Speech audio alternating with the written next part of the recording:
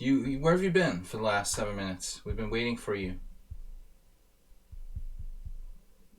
Asking us if we're late. I don't know what you're talking about. We've been here waiting for you for like 7 minutes now. Must be something with your connection. I don't know, Mr. Coffee. Worried about you. Welcome everybody to the stream.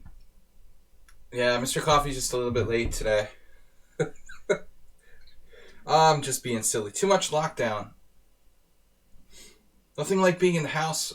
I left the house for 5 minutes today to go downstairs to a store to buy some refreshments. Hope all you guys are well, wherever in the world you may be. The COVID-8 is canceled. I can't believe there's some people who remain nameless amongst my Facebook friends defending having kept that tournament open as long as they did. The contagion all over the world and everything shutting down, it was a absolutely forced move. Cancel the tournament, or at least pause it, whatever. I think the people who were streaming it actually shouldn't have even promoted it. Feingold, Jonathan Spielman. I realize they have to make a living, but I don't know, politically dubious. Supporting the continuation of that tournament by commentating. I'm definitely in the Kramnik camp. Host incoming. Wow. Incoming host. Hosting from Jan. We've got subscriber stream, which is a stream in which I every Thursday take approximately 10 of our subscriber submissions and go over them here on the stream. We are going to start very shortly here. I only have a handful of games, so there's still a couple slots left. Jim, our regulars, Jim, Asterbait, and then LVN, Uber Driver, Stuk, and Move 11. So we have 6 games thus far for the subscriber stream. Please remind me if I missed somebody. Like, oftentimes, because of the messaging system here on lichess is a bit confusing, I will tend to miss messages. And I take no responsibility. I learned that from the highest possible example. But seriously, we're gonna get started with Jim. So Jim's game is first. Jim is not here yet. Maybe we should wait for him. Do the Asterbait game first. Asterbait is here. Jim is not. You know, maybe Jim will show up. He usually comes during the stream at some point. You sent to you games last Thursday. Alright, that would put you first. Then we can start with your game. I believe you. We believe Mr. Slowhand. Game or games? I sent to you games last Thursday. So I will look that up. And that will solve the problem of deciding whose game to do first. See if we can find here. Last Thursday, 7 days ago. Mr. Slowhand, there it is. Oh, the ambulances. Hi, Saji. Found my Samuel games. Also, rapid game with Yusupov. Feel free to choose one of these subscriber games next Thursday. Yep. Just as we ended the stream, I guess, last week. Cool. Rapid game with Yusupov. Choose one for the subscriber stream. So let's see. It's a chapter Korchnoi Simul, Kramnik Simul, or rapid game with Yusupov. That's a tough one. Anybody have a preference? Korchnoi, Kramnik, or Yusupov? It's a tough one. Kramnik Simul, Korchnoi Simul, or Yusupov rapid game. Okay, this is a King's Indian. Korchnoi is a King's Indian. Kramnik is a Sicilian. Vlad is black. And Yusupov is a rapid game where Artur is black. in the French. So, of course, Mr. Coffee wants to go with the Yusupov game. I don't want to analyze the King's Indian. No. Not after last week. French defense sounds kind of hard. I'm going for Kramnik. But if I get outvoted by the other viewers, I prefer Kramnik. I mean, of the three players, he would be my favorite. So I would definitely do that.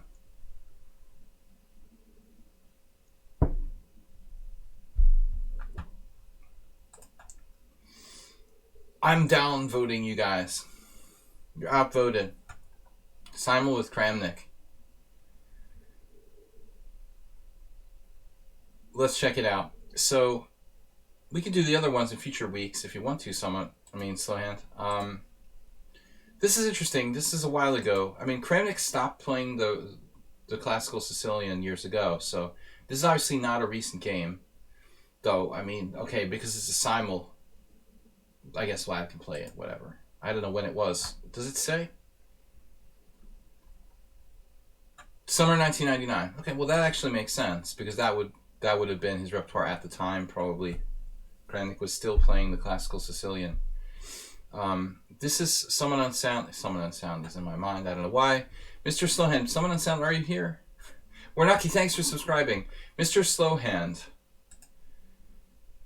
Thank you guys for subscribing, supporting the stream.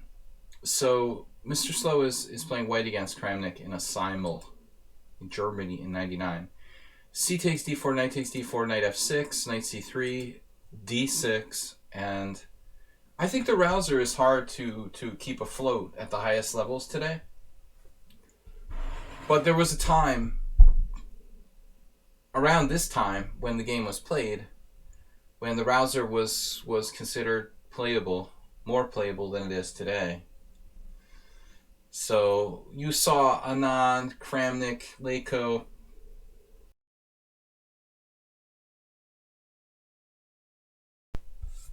still regularly playing the black side of the classical Sicilian more so than today. The top players today don't allow the Rouser that often. But white doesn't play the Rouser. He plays bishop c4, going to a Sozin, which is not considered... I mean, I play the Sozin myself, but it's not considered as critical as bishop g5. Bishop g5 is the best move. Probably the second best move for white is bishop e3. Or I shouldn't say best, but most dangerous. And I also ran into f3 a lot lately, which is a pain. I'll show you guys briefly how I lost to Zoltan Varga in a rapid tournament last couple weeks ago. I played knight takes d4, queen takes d4, g6, bishop e3, bishop g7, queen d2. I mean, this is crazy, dude. How can you lose this game almost immediately for black? Imagine you're playing black against a grandmaster in a rapid tournament. You're me. How can you virtually lose with black in one move in this position? Anybody have a theory? It's very difficult to do, actually.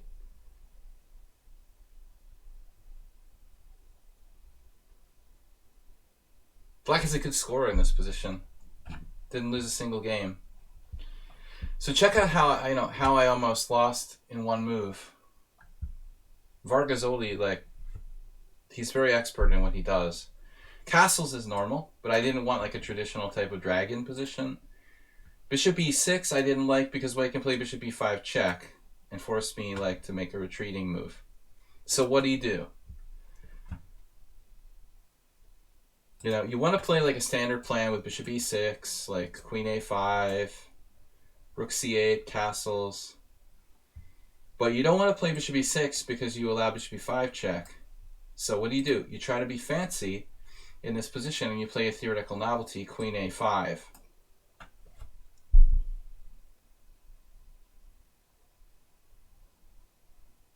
And Varga thought for 5 seconds and played knight b5, and I really I was you gotta be kidding me. I mean,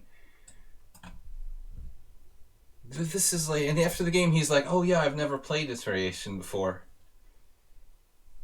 He told me he's never faced this variation before, and he still like instantly finds knight b5. Black is just like screwed immediately. And the funny part is, in this position, I found the best move for black. I thought I wasted, it's a 15-minute time control, and I spent like 5 minutes. No, it was 10 plus, it was 10 plus 5. I spent like 4 minutes or something, like almost half my time in this position playing queen d8. Seriously. And Zoli didn't even grab the pawn on a7. He played e5. This is a good practical decision. And I played this horrifying endgame. Horrifying endgame for black. So anyway, just thought I'd share with you guys that. Interesting. How easy it is to fall for a trap in a rapid tournament. So queen b6, the Benko variation. Main line here is like debatable. I guess this knight b3, as Slohan played. I had a game many years ago against Alex Scherzer. Queen a5 is always bad. Acerbate, why don't I follow my own advice? Queen a5 is always bad. Can you highlight that comment, please, with your channel points? If I only listen to my own principles. So knight b3 is like standard. It transposes to a type of Scheveningen. But this, I've seen Larry Christensen play like this variation. This is kind of annoying. You know, knight takes c6. Mr. Coffee, redeem, highlight my message. Queen a5 is always bad. It's 99.9% of the time bad idea to bring your queen out to a5 or in the early opening. But I think knight takes c6 is interesting. It seems to play well against these setups where black's trying to play like g6, bishop g7. So I would give that a serious consideration, Mr. Slowhand.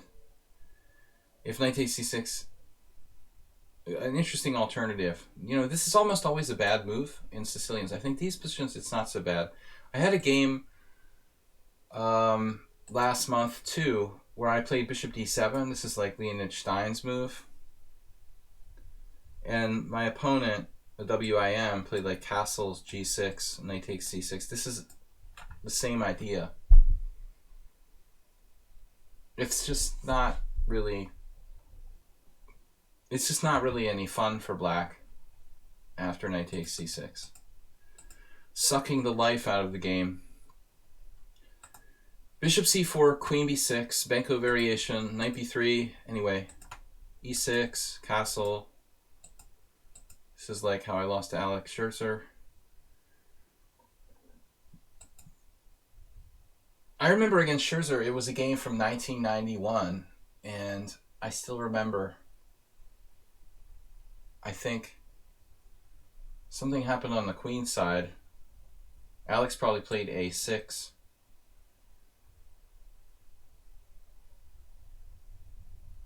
I let him play b5, I think. I must have played a4. You should restrict black on the queen side with a4, I would assume. b6. And I think I somehow played like a5, allowing b5, and then put my bishop on b6.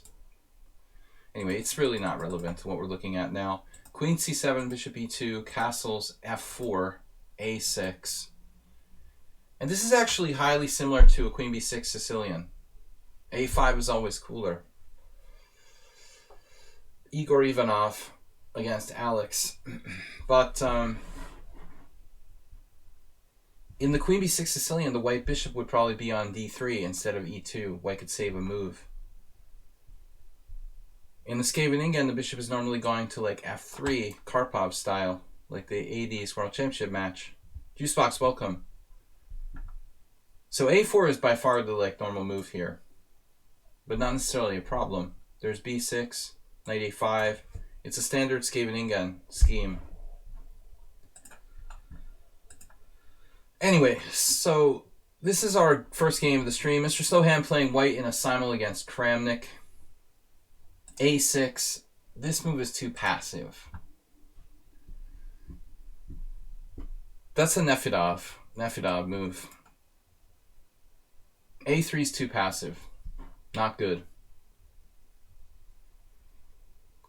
Kasparov and Zaitsev, who was it? Not Zaitsev, Nikitin, who wrote this huge compendium on the Scheveningen, would condemn a3. a3 is not good. So it's a4 or nothing. a4 or bust. a3 is too passive. It's still playable. Okay, b5. Bishop d3 is probably worth considering here for white. Reverting to a queen b6. You're probably a tempo down in a queen b6 Sicilian. Bishop f3 more standard. There's some actual games here, but I still like black. Compared to normal lines, the Scheveningen. This is an achievement for black to play b5. Compared to normal main lines of this Scheveningen setup, it's an improved position. Queen e1. Also king h1, I would think, would be pretty standard. Standard Karpov, sort of g4, queen e2, queen g2, this type of stuff. Rook a d1, queen e1, with the idea of queen g3. Very standard maneuver. DK guy, welcome. Juicebox also. Rook e8 looks like a standard move. Funny, Kramnik played that. Rook c8 is the best move according to the engine. This is a simul game. And now king h1, also good. I mentioned that earlier. Bishop f8, rather standard setup for both sides. Queen g3. And so, what is our plan here with this queen g3 in this position, though? See, I think that maybe that works in some positions, but here, what is our plan, essentially? We don't have g4, g5. If we don't have g4, g5, I mean, what are we doing with our queen on g3? It seems like, Acerbate is here. It seems like we're supposed to have the pawn on g5, Mr. Slow. It doesn't really make that much sense. Because I feel like now we don't have a plan. Maybe queen h3? Can you do that? Queen h3, g4, g5? Or, because if you don't, what's your break? What are you going to do? You don't have f5. You don't have e5. You don't have anything, really. No plan. I would actually prefer d1 with the half-open file here. ae1. Not a terrible move. And Kram decides to play b4. Okay. This is a problem, though. The c2.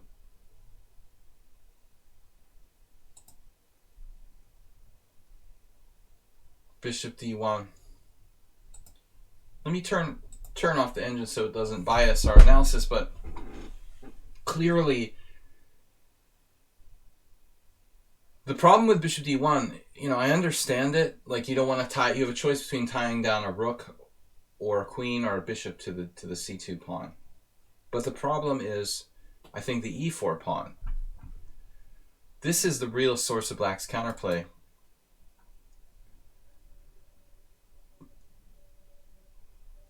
So it seems like it would be better to, I guess, play maybe rook e2 or rook f2. That's awkward no matter what. I mean, even queen f2 may be worth considering.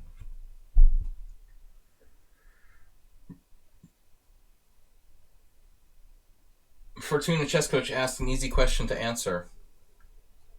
You did. Oh, can you pronounce your name for me? We wanted to give you a shout out last night and did not know how to say your name. Don't worry, a lot of people don't know how to say my name. I have a student the other day who's known me for like 20 years, and he pronounces my name wrong. He calls it Paschall.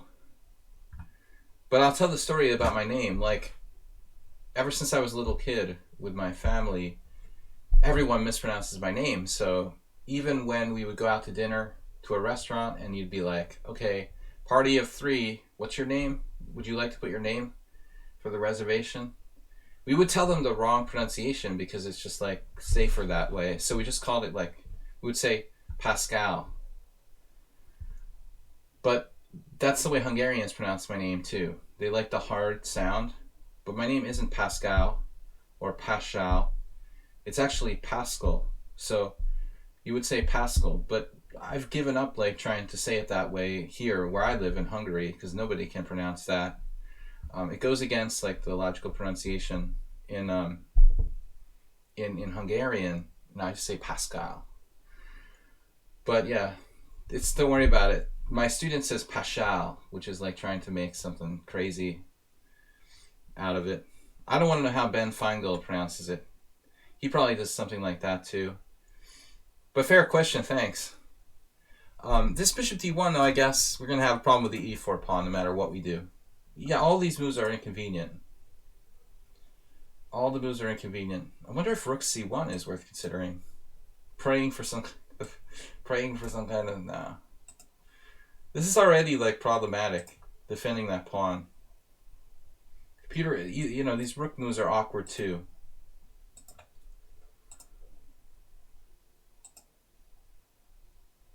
I like, you know, basically somewhat, I want to say someone unsound for some reason. Mr. Slow ties down the smallest piece to do the job, which kind of makes sense. And yet it still has mobility here. Okay?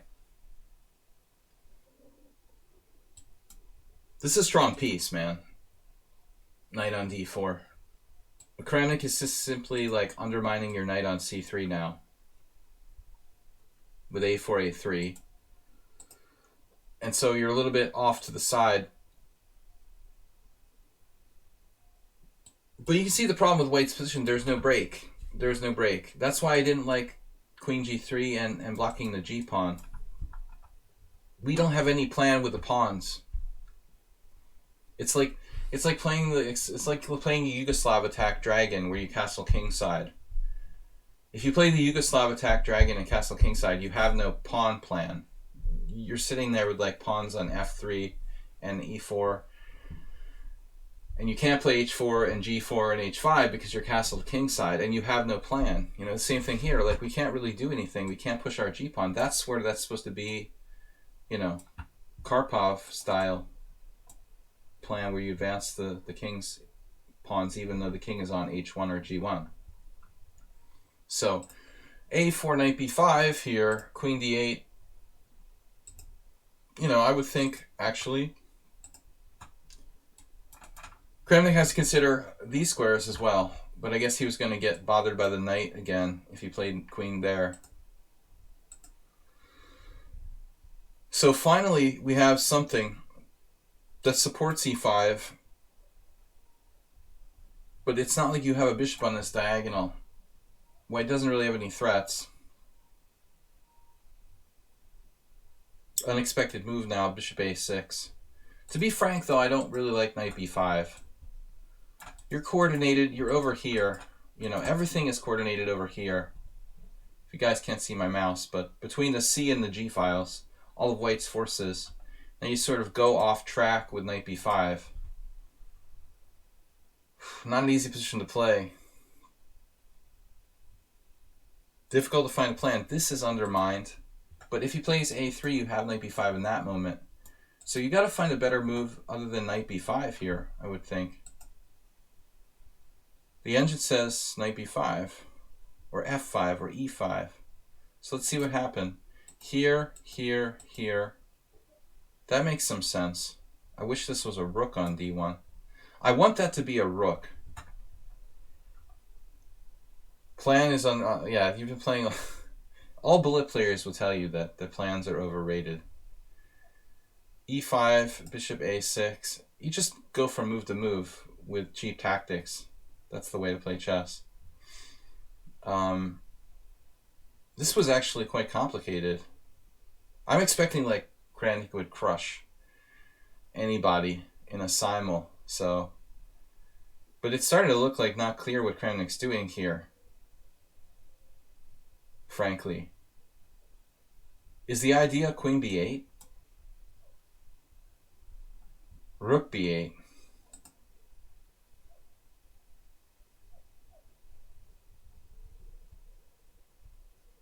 Very tactical solution.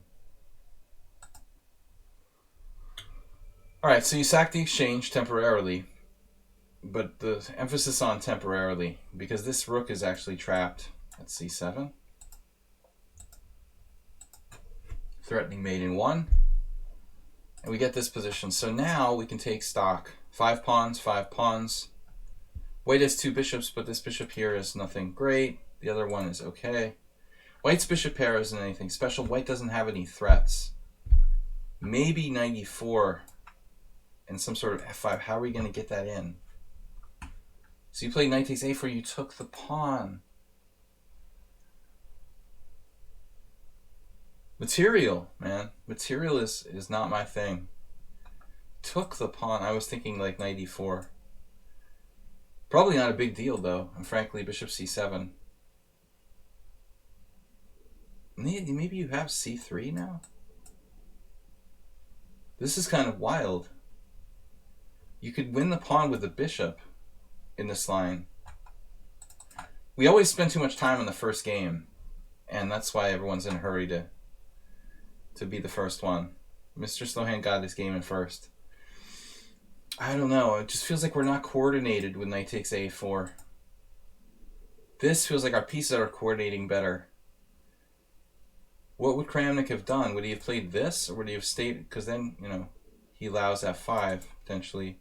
Maybe not a big deal, actually. He could go here. So that's an interesting continuation. Let me see what the engine says.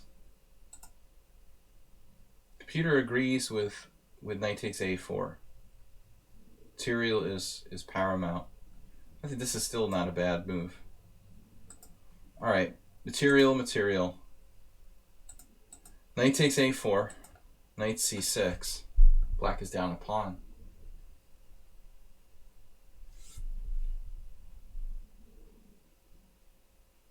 But you just can't drop the b2 pawn.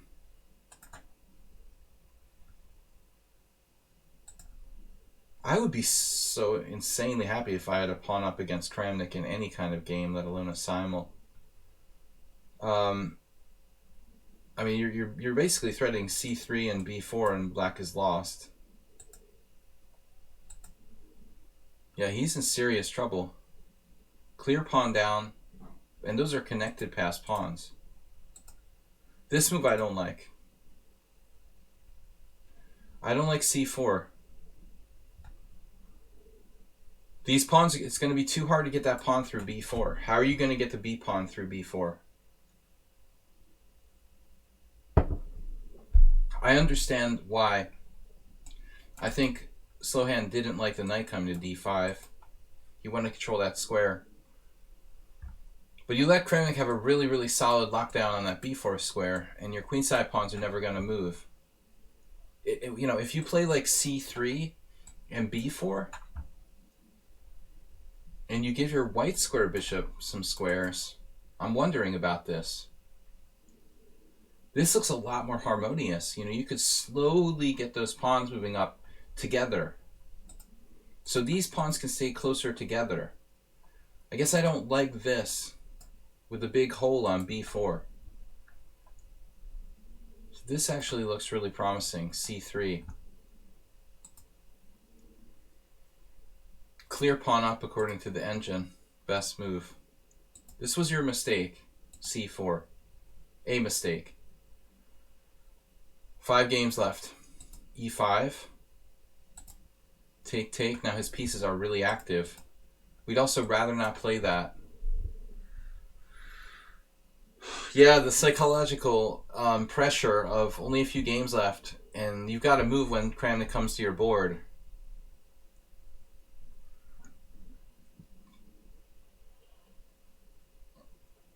But I'd rather not bring his knight in my face like that. C3 was really strong. Yeah, I mean, also you got like, well, you still got bishop c2 here, maybe.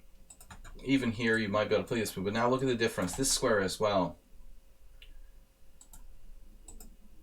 The only bad move that really that slow hand played is c4. This is debatable. It's starting to look scary now. This, clearly. Oh, he just has a tactic. Yeah. So the whole thing just imploded. Slowhand lost his whole advantage. And now it's opposite color bishops, where his bishop is more active than yours. Now your knight is stuck on the side of the board. Kramnik in a technical position, not easy.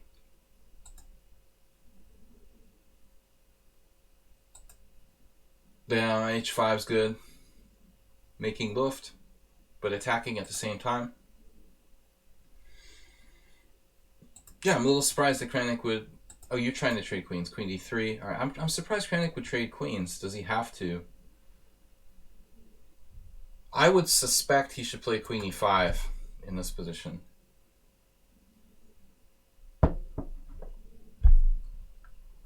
That's got to be the best move. Yeah. Kramnik was very kind to slow hand here. Playing queen takes d3, giving him chances to survive.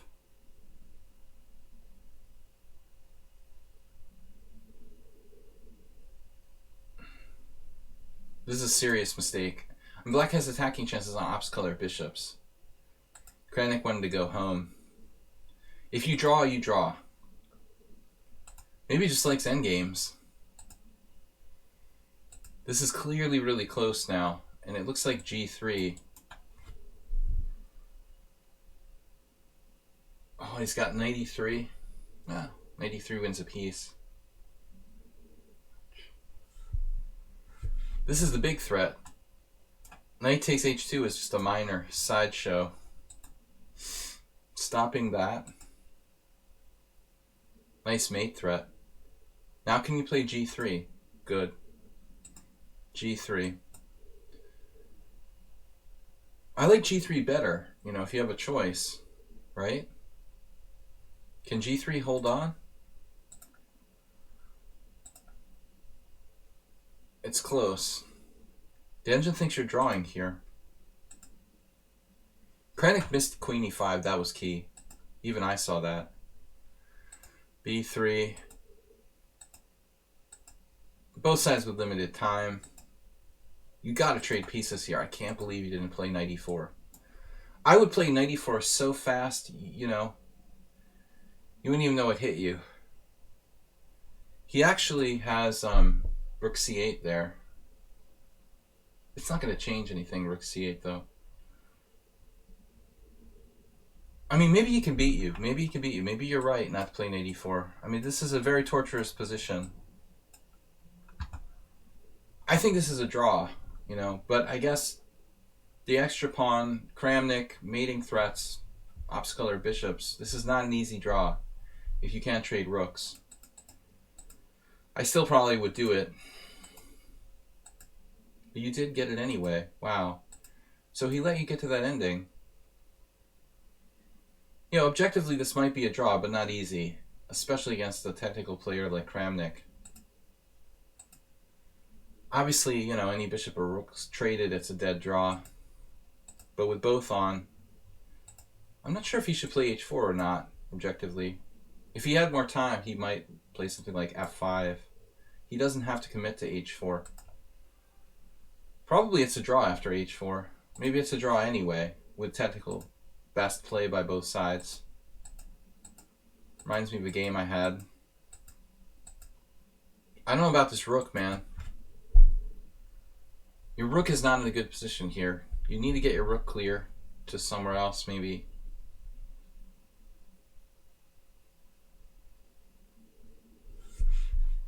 Yeah, I mean, this bishop should probably come out here, try to hit those pawns from the back.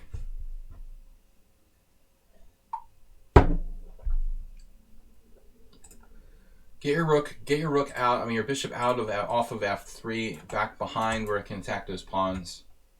Keep your rook active. Keep your pieces active. Period. Immediately, probably bishop d5, trying to attack from the rear, whatever he tries to do. If you play passively, though, you're going to lose. There you go. You got the right idea now.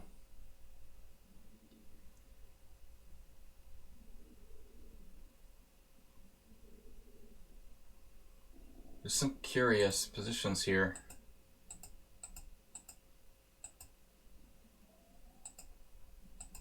I'm just wondering if there's any kind of study-like position where you could sack a piece and draw down a piece.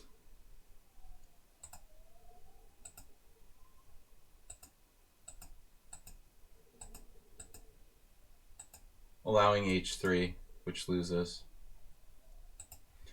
Similar to a game I had not that long ago. So if you... He's starting h3. But you have bishop takes h3. But you need a rook on an active square. So something like what? Rook active rook move? Rook e1? What's the best move here? How do you meet the threat of h3?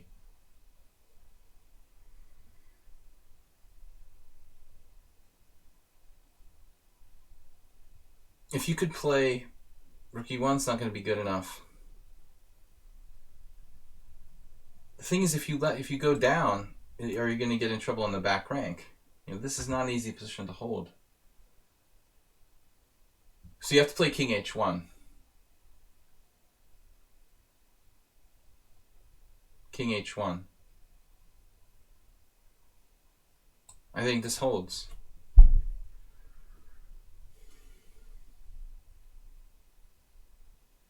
Maybe not. His h3, sacking a pawn.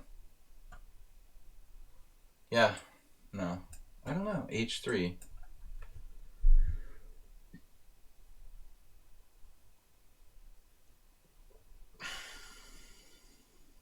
That's kind of painful, you know. h3, bishop takes g4, pawn takes pawn check. What do you do after h3? Takes g3. Dual mating threats. This and this. Unknown. What is the defense here? I mean, I don't know. Do you have another defense? The engine's saying rook e1, but I thought he had h3. You have rook e4. That's insane. You have rook e4. This is impossible to find that. Allowing rook takes g2 with check. And here, nobody's going to find that.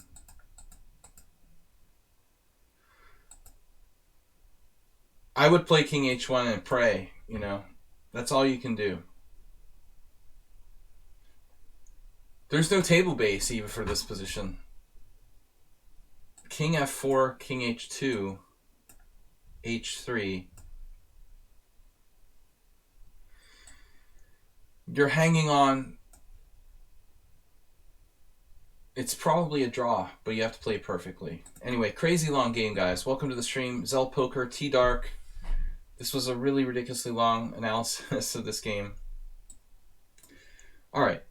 Mr. Slohan, thank you. Guys, we're going to move on. So Jim is up next. Let's do Astrobait's game first, unless Jim is in the house. Padron and Tony, welcome too. Guys, we have room for like 2 more games if anybody wants to add a game from the subscribers. That was a really long analysis. Basically, we just spent 40 minutes. Mr. Slow, what am I going to do with you? Very tough ending, though, to hold. Ops color bishops against Kramnik. I mean, Christ, you couldn't ask for like a worse tactical position. Game for Thursday, very rare occasion for me in terms of accuracy. Classical game against an IM from Argentina. Black again, it's a long game, so see it till move 30. See it again till move 30. We have time enough because of Corona. Sounds like one of Acerbate's games. Warnaki. So Jim is playing black in my favorite variation of the Trompowsky, but he takes with the E pawn. I like to play G takes. Don't know who this guy is. Some Argentina guy. Bishop takes f6, E takes f6. This is the old school way of playing. It's perfectly okay too. Okay, Warnaki, you can submit the game. Well, you were pretty tough there against Kramnik. 500 bits from Mr. Slowhand. Extensive analysis of his Kramnik game. E3 and now G6. This is unusual. This may be some sort of new idea.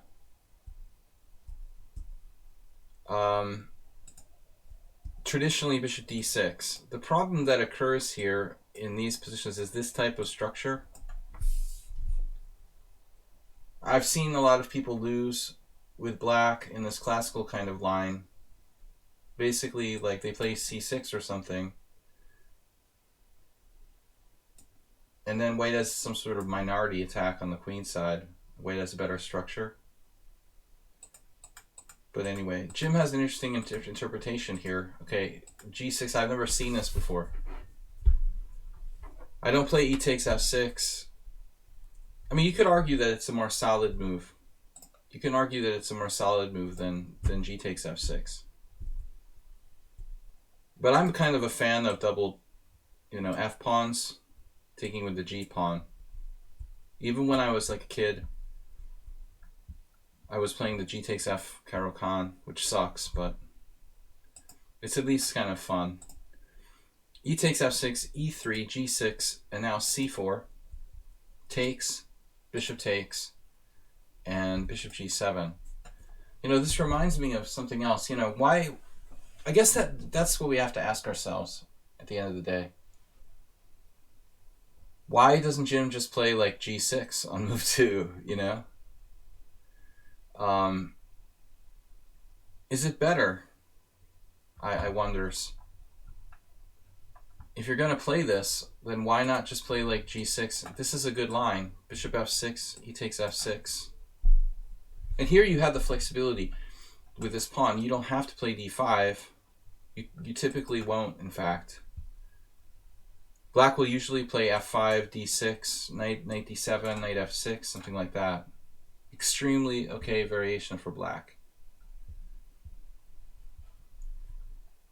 Maybe a suggestion for Jim. I don't know if he's tried to play it like this before. Anyway, Gigi Hillis, welcome. So bishop takes c4. It's funny though. Jim played bishop g7. This move is, to me, that's bizarre. Grishuk 2018.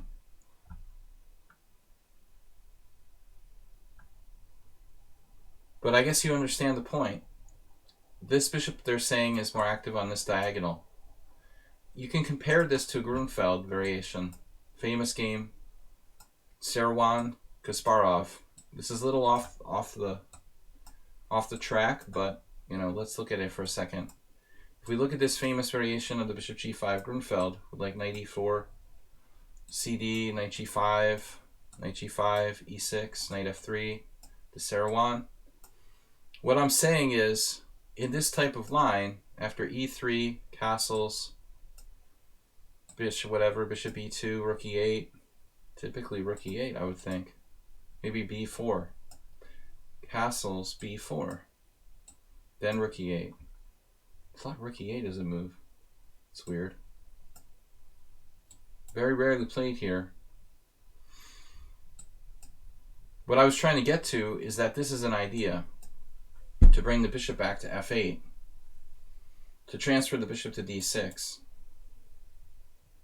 And that's the same theme from exactly, not only, and it also puts pressure on these weak squares in white's position on f8 to a3.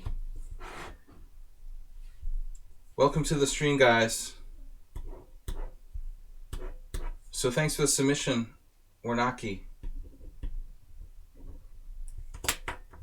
Okay. Okay, my move order here is 100% correct, but that's the basic idea in that Grunfeld line. So g6, interesting. Jim just plays bishop g7. The bishop is going to be much more restricted here.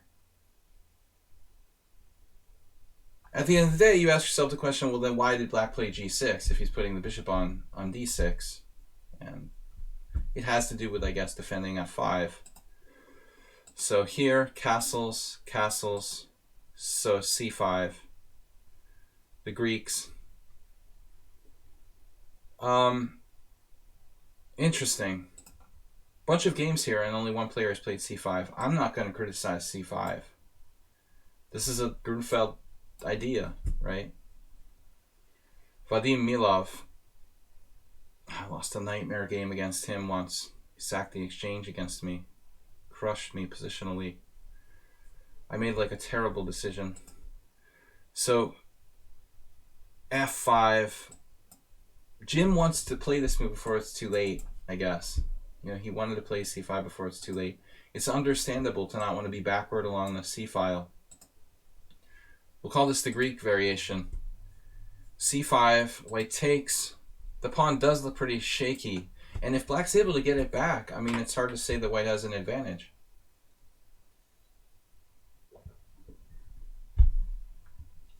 That's one of these positions where if Jim were to play like knight d7 here, white should sack the pawn with c6 to damage his structure, probably. Like, lose the pawn, but lose it on your terms to mess it up, you know, mess up the opponent's structure. Of course, this is obviously a factor in the future, but I would say like c6. Unless you can hang on to the pawn. If you can hang on to it, then you can hang on to it. But knight d7 is not a good move, except the engine thinks it's best. Probably a transposition. Queen a5, and now he could have played queen d6, but then you have rook d8.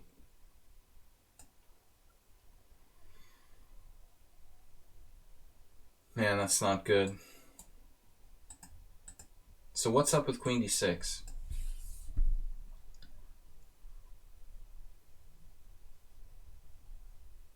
Nobody knows. I have to be honest, you know. That's why I'm scared to play these type of variations sometimes. The f7. The f7 pawn is really scary. Bishop on c4, very good. So this would have been probably critical. Your opponent played instead queen c2. Like a cheap tactical trick. I don't know. Cheap tactical tricks. But ultimately, is the queen on a good square here? The queen seems like it can be attacked by the knight. It can be attacked by the bishop. And it could also get lined up with enemy fire along the c file. So I think queen c2 is kind of a funny move. Milov just played knight c3, giving the pawn back. And Grivas took. And then played queen e2. And the queen is secure here, but white doesn't really have much advantage, if anything. So Milov got a draw. He was safe with no losing chances. Whereas Jim's opponent plays this like funky cheapo queen c2. But ultimately, he might regret his queen being on that square. I guess this forces the win of the pawn. White can play c6.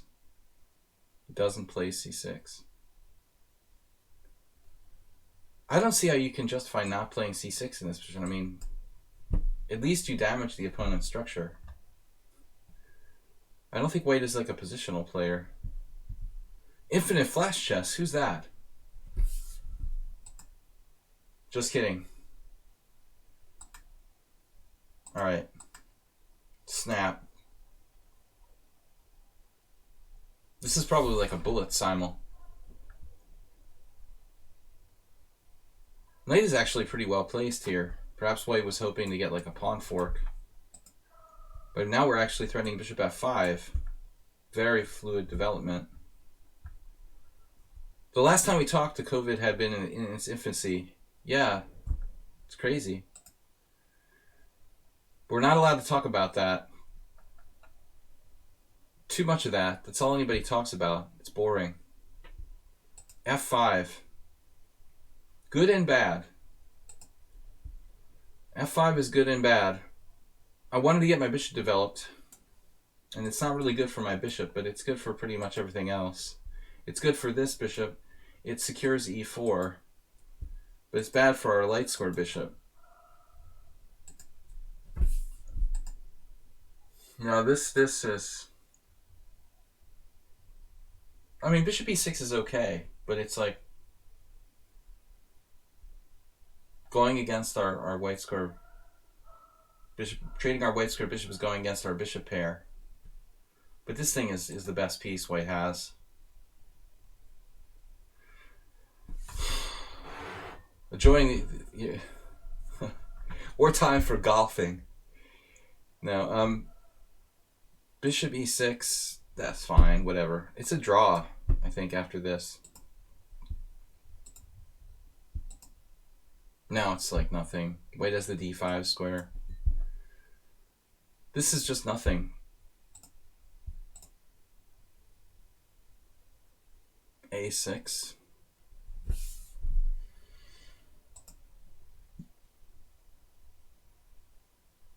Strange to see the higher rated player going for the queen trade. But I guess his rooks are pretty active, so it kind of makes sense, actually. You know, I wondered if black should have played queen b6 to begin with, but I guess then there's stuff like rook b5. It's interesting. So if you trade queens and play for the open file, either open file, white has nothing here. Jim actually probably should trade queens. Let's go to the c file. You got a back rank mate threat, so he can't just ignore that. This knight looks funny, and your bishop's really strong. And I'm not sure black is really justified in playing for a win here. I would probably trade queens. You don't trade queens. No respect. Rook b5, queen c6. Here. Though he's probably better. Now white has rook d1, maybe not. I think it's a little crazy not to trade queens against a higher rated player there, but Jim doesn't really like endgames. The problem is this. Now what are you going to do on rook d1? You got to go to e7. All right. And anyway, it's still equal. But I mean, realistically, how are you going to win this position? White has no weaknesses. Even best case scenario, it's a draw. And that's not good. Fixing our pawns on the dark square, weakening our white squares.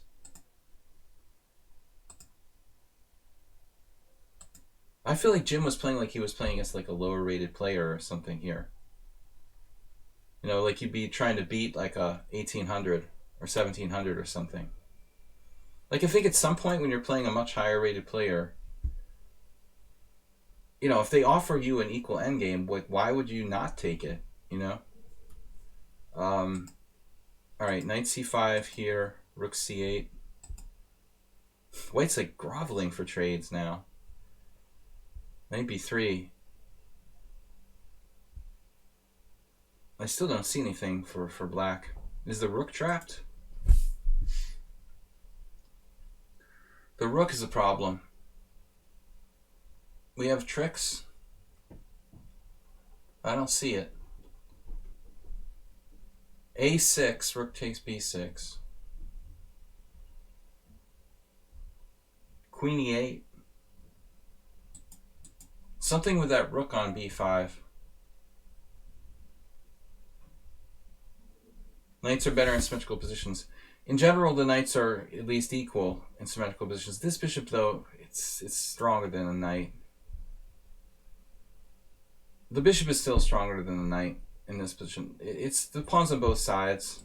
You know, I think if white could get the pawn off of b2, he wouldn't have a problem. You know, but he's been unable to get it off of b2. I mean, this chance of this falling is still Very, very relevant here, move 11. These knights are not exactly quite equal to that bishop on g7. This is obviously very awkward. Queen e8 and then knight d4. What's up with this move? Okay, obviously like rook b4, bishop here could simply run into problems. Man, I don't know. Knight b3 is like a ridiculous move though. I mean, your knight is sitting there on a great square. He got his rook on b5. Why is his rook on b5? Okay, how did this happen? Jim frustrated him.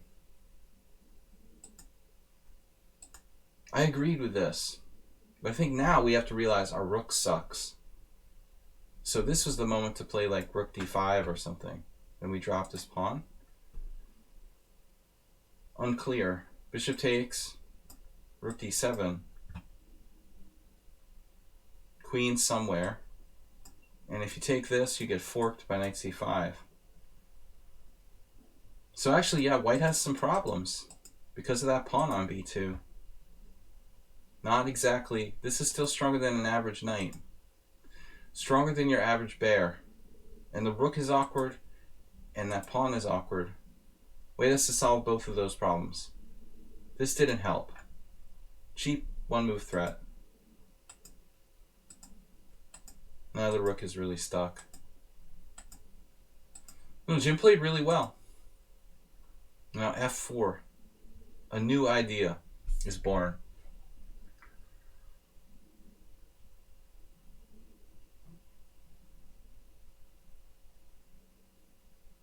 How does it work?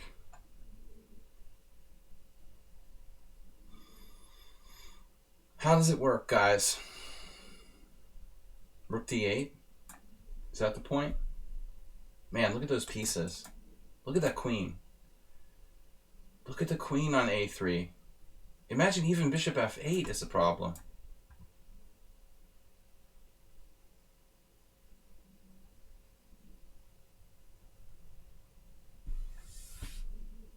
There's no fear with Ponda here. Ponda is prepared, man. Ponda is a prepper. He has like canned bamboo stored up in the other room.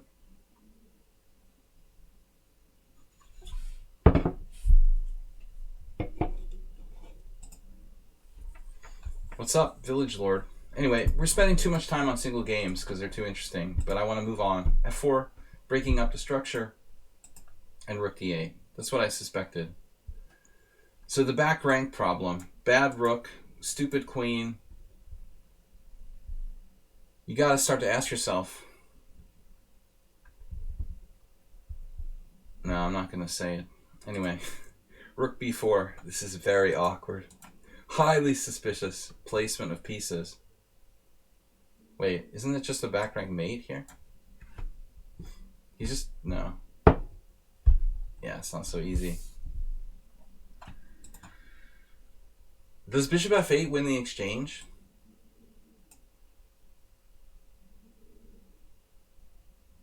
Is there a defense to that move?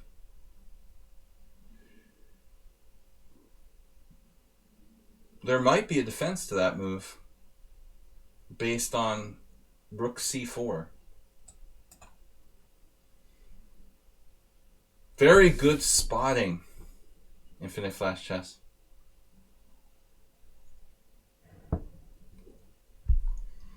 You get a gold star. It looks bad. It's bad. Knight here. And the forky fork on b2. Oh my god. You have to play queen a6 and then this. All of black's pieces are like untouchable. An excellent example of coordination. White was like anti-coordination. Yeah, that was totally indefensible. a5 might not be as accurate. Is there something that I didn't see? Does this work? Wait, what? Obviously you can't play rook takes b6. So rook c4. What, does a4 just win? What's up with rook c4 here?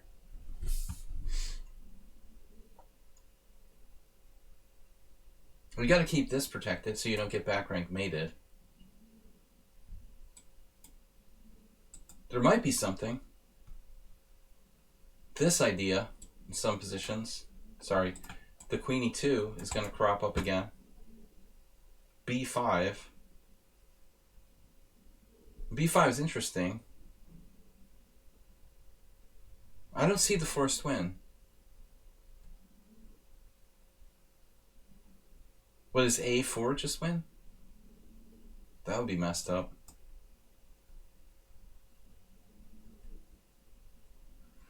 That would be messed up if that worked. But I don't get it. You have this. Then there's like this. And the threat of this.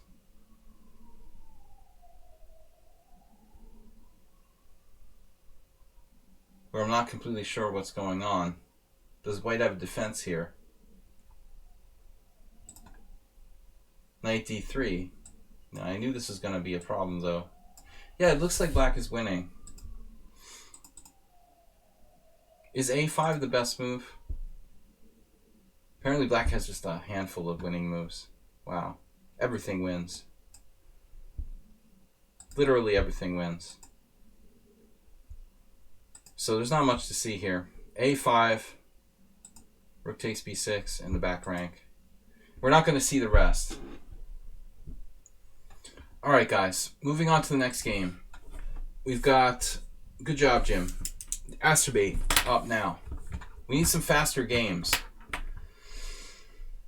Guys, check out Infinite Flash Chess. They say he's also a chess streamer. I have not caught too many of his episodes just now recently. But Ponda likes to watch, secretly, Infinite Flash streaming. Despite all the bad rap that Infinite Flash has dished on Ponda. Ponda actually secretly watches the stream. So, where is Astrobate? Guys, we gotta move along. Move it along. Thank you for the support, guys, for subscribing. This is our subscriber stream. Try to keep it moving along here. Astrobate, where are you? Very slow, the site lately.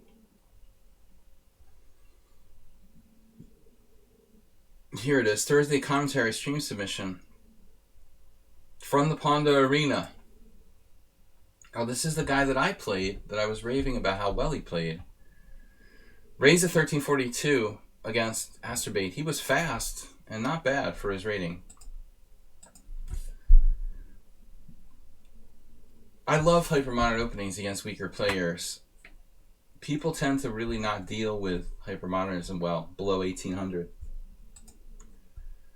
For those of you that are beginners, when I talk about hypermodernism, what I'm saying is like the opposite of classical openings. In the classical openings, we're playing e4, e5, we're occupying the center with pawns. We play something like b6, not occupying the center with pawns, but indirectly influencing the center with pieces from back toward the center. Even a minor thing like d4, knight f6 is considered hypermodernism. Instead of the classical d5, we're influencing the center with a knight from f6. So Astrobate here, a very extreme example of hypermodernism, b6. Knight c3. Probably, maybe white's looking for like a closed Sicilian or something. Bishop b7, f4. I love how the engine gives him a dubious for f4. Surely it's not that bad.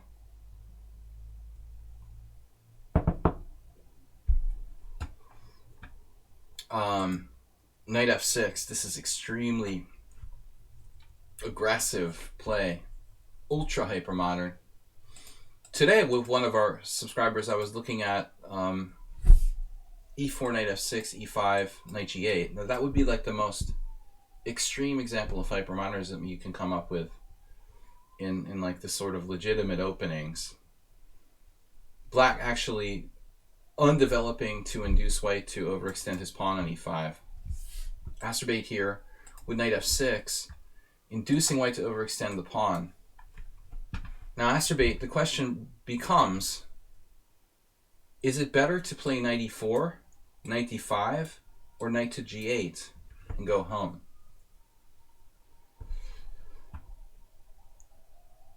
I have seen all three in different types of positions, depending on the exact situation. In the Owen, I think you're going to have to be careful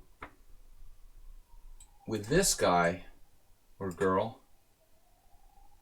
If white were to play something like knight e2, would this knight be able to bail out in a comfortable fashion?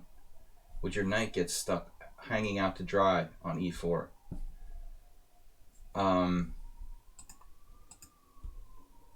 If knight d5, you're hitting the pawn on f4. He could try the same thing, theoretically, leaving your knight out to dry. But here you'd have plenty of options. c5 giving it c7. You'd have e6 giving it retreat back to e7. So I don't fear that too much. This is like the most no-nonsense approach, but also, it undevelops and it's slow. So, difficult call. Knight e4 was played. Now I wonder, obviously the opponent's move was principled, knight f3, but I wonder if we can exploit that knight by playing this move here.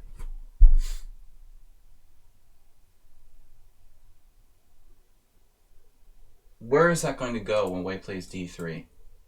Can somebody suggest something? Because I'm not real excited about knight c5. Astrobate has gone on adventures like that before in his earlier days. Yes, similar to Knight's Caro idea. It also happens to Alyekin's defense. The most common example is Alyekin's defense after e4, knight f6. I've played a million games. Sorry, in this variation with knight c3, I have a million games in this line. I like to play knight e4, but white can play knight e2 here. And I mean, that's really the most interesting version of this type of theme. But alright, Astrobate's game, a version of that. f4, here, here, here. Is this a good move, knight e2? Let's see what the engine says. Man, this is weird. Wow. Alright, I'm going to turn off the engine now. That knight is just bizarre, dude. This is not Crazy House. You can't play knight f2. This is not Crazy House. It's not Bug House. That would be a very strong move in Bug House, probably. But no.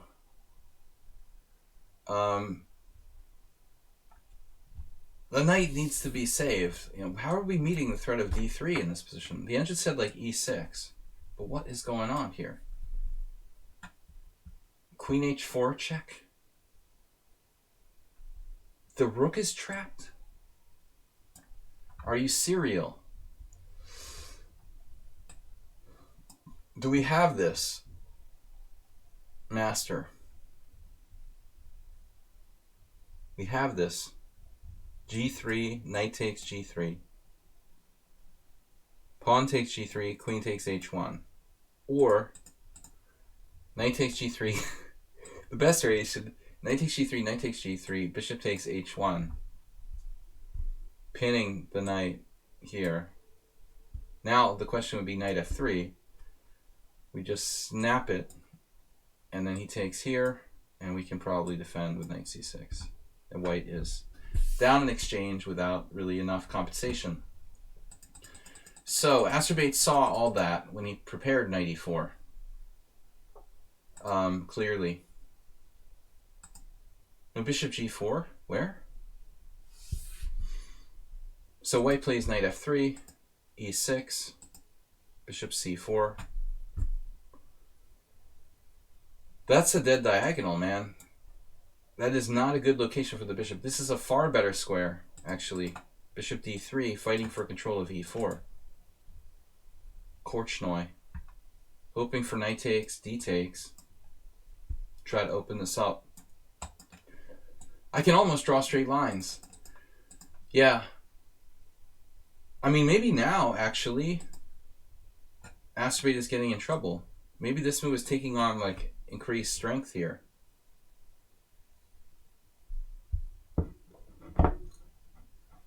I'm getting pretty concerned now. I think we have G5, but we're getting... Yeah, I mean, G5 might not even save us anymore. I would be very, very concerned about this. This starts to look... Wow, the engine even has an Astrobate-like move to save his position. Bishop C5. Securing the knight on E4. Alright. We call this like a fishing expedition. That's our code word for Bishop C5. So, Bishop C4 a bad move. A6 isn't bad, but I don't think we really need to play A6, man. Something more formative. Maybe Astrobate wants to play the d-pawn. He's afraid of a check. But even this is okay. Attacking his center, I would be inclined. A6 is too slow. Castles. And then you just decided to trade arbitrarily. Why the sudden decision to play knight takes c3 when you've been avoiding it for so long? It seems odd. I would just continue with d6 here. Maybe d5 if you prefer to play a closed structure.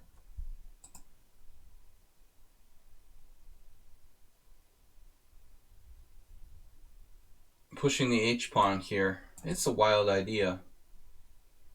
May not be that stupid.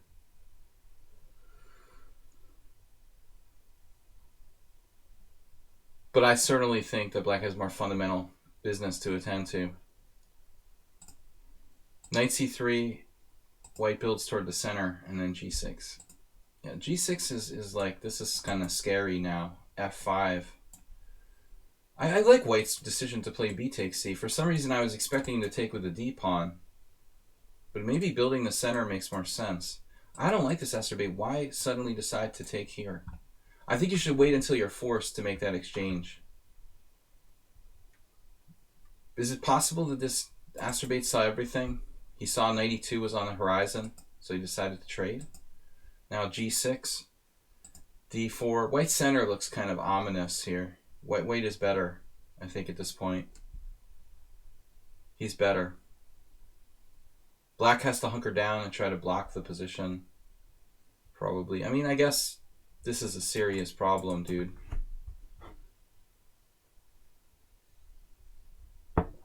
It may be a serious problem at some point. So perhaps your best bet is just lock it up and play basically a bad French, where you're just trying not to let him play f5. C5 allows d5, and we've been through this before. I think the computer wants to play like knight g5, but this alone concerns me. Maybe you have b5 here, okay? All right. As long as he can't play d5. But the honest truth is that your king is still in the center and you're not developing your pieces. While white is he has a very strong center build up here. White is better now. Probably you can lock it with d5. He might even consider taking. When this is still a threat to push. White is better in this position. No doubt. I don't even know how to recapture. I'd be very, very scared here with black. I'm just worse. Maybe you should just play... I don't even know what to suggest. b5? White is definitely better now. d5. What about d5? Pawn takes pawn. How bad is this? Computer doesn't think black is really worse. After bishop takes, this would be very bad because of d5. Bishop takes. Funny to play g6. So, c5, a4, knight c6. Bishop e3, knight a5. So now we're not going to castle, and we're going to leave the king in the center and play it like a French or something. Interesting position, totally blockaded now. Yeah, this is reasonable, dude. Asterbate is getting more and more positional. The white bishop should be like on a3, ideally. He could probably get it out to f2 and h4, or try. Good, good, maybe not necessary. White's attacking on the king's side. He gets tricky. Bishop g7. He goes back. You know, at this point, Asterbate, you should castle queenside. You do have the problem. I wish your a pawn was back on a7, because your position would be a lot safer. The fact that that b pawn, man, Grishuk or MVL with Shirov take you down on the b file in this position. This looks a little tricky, actually. You're going to have to defend that b pawn with your heavy pieces. Passive. This is very passive. Knight e7. And I don't know what you're doing there. This is getting weird, dude. He just plows forward. Okay, so e takes f, g takes f, knight takes f. What is his king not safe because of rook g8? f7 is protected and the white king gets loose on the g file. There's also queen h4. I think white had a good position, but he rushed it too much. Bang. He was impatient and didn't underestimate the counterplay. Good lesson. Snap. And now, for a moment, black doesn't seem to have a threat. Black does not seem to have a threat here. But the main problem is this h pawn. Just passed. Extra passed pawn. Neither side seems to have a clear threat.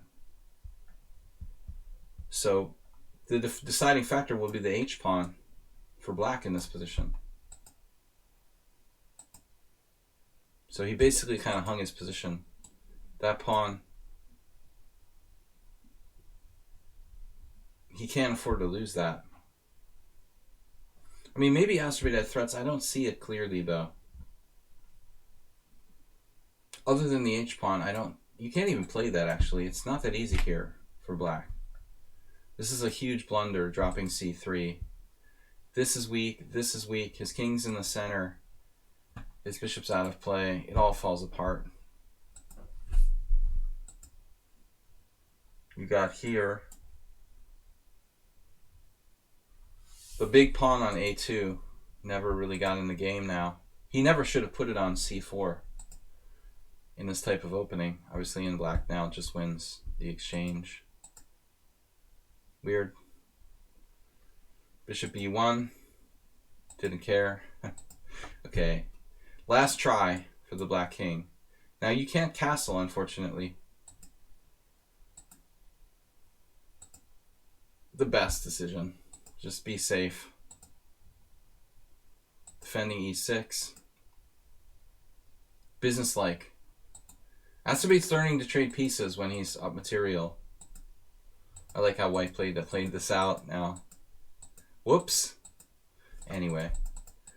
And mate. Good game, Asterbate. It was kind of sketchy in the middle there. I mean, I think that white had this point here around move 9 till move, what? Move 12. It's actually quite interesting. I think the whole game up till about move 16. Even after move 17, I thought white had fairly good attacking chances, actually. The engine says black's better here, but it's not so easy. As long as this king is stuck in the center. White went a little bit crazy. Alright, so guys, we've got LVN, Uber driver, Stuk, move 11, and Warnaki. Alright, let's move it along. So we've got about an hour and something left. Plenty of time. Guys, please support the stream if you can. Check out my YouTube channel, Video Chess Training on YouTube. Also, subscribe and don't forget to follow me here on lichess. We've got LVN up. So LVN played a very nice positional game against me the other day. Was yesterday. He played a nice close Sicilian with white. I lost on time. A fun tactical game for tomorrow. This is one of his highest rated rapid victories. Yeah, the stream is, the site is really, man, shaking. Anybody else having trouble accessing lichess? There's probably like 70,000 players on. At least the candidates tournament was canceled, so maybe it won't overload as much. I'm not sure that's the main problem. Everyone's on lockdown. They have nothing to do but play chess. The main reason that lichess is overloaded is the lockdown. I was hoping the candidates being canceled would reduce the amount of people, but the site seems kind of slow. It could be my internet, just a coincidence. So LVM playing white. No, he's black here. All right. This was a fun tactical game. Mr. Coffee, donate. Don't forget, check out the YouTube channel. 77,000 on. It's usually around 50,000 pre-COVID. So, E45, knight f3, knight f6. LVN plays the Petrov. Knight takes e5, and then this thing he played against me. Right.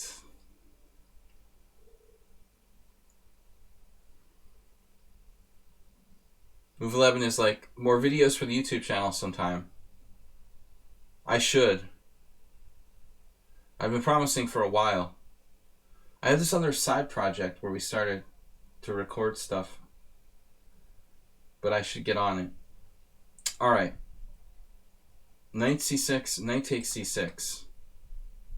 I have to admit, like when I face this, I did pretty much the same thing.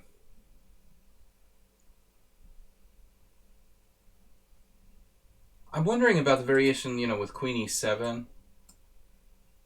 We just went over this with Asterbate. Queen e7, d4, knight c6. And I suggested to Asterbate to play knight c3, knight takes e5, d takes e5, queen takes e5.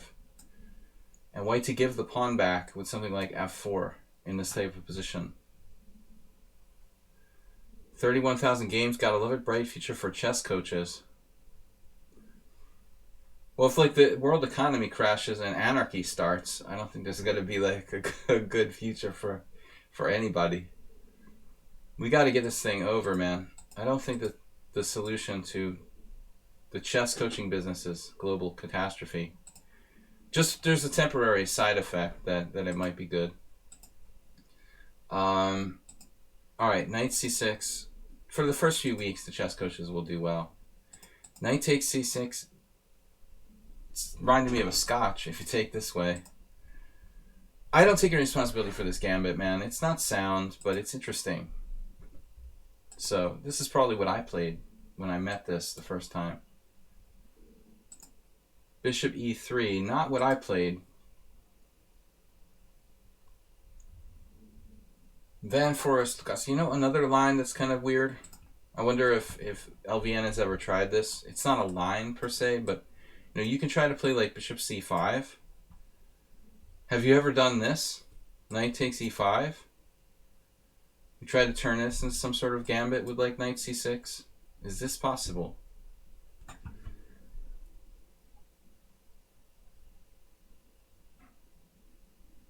My question is, can you basically try to do the same thing here? Instead of knight f6, bishop c5. White has knight d3, but it's still, that knight is very misplaced there. So let's say like the same thing, like take, d3. I remember looking at this for fun like years and years ago, thinking, is there a way black can play this? Probably like the position would be very similar to, it transposes actually. Maybe that's another crazy opening for you to try, the dubious bishop c5. It has a name. Wait. Why can't I see the names? I have to turn on Stockfish? Why can't I see the name of the opening here? When I used to be able to see the name of the opening. Isn't there a Queen H4? There might be Queen H4 in this line. Knight E5, Knight C6, takes. Well, I mean, White could just play G3, I thought. Am I missing something? I don't like this. It's similar to the Latvian Gambit. F5 might transpose. Jesus. F5 transposes to the Latvian. That's crazy. I think it does.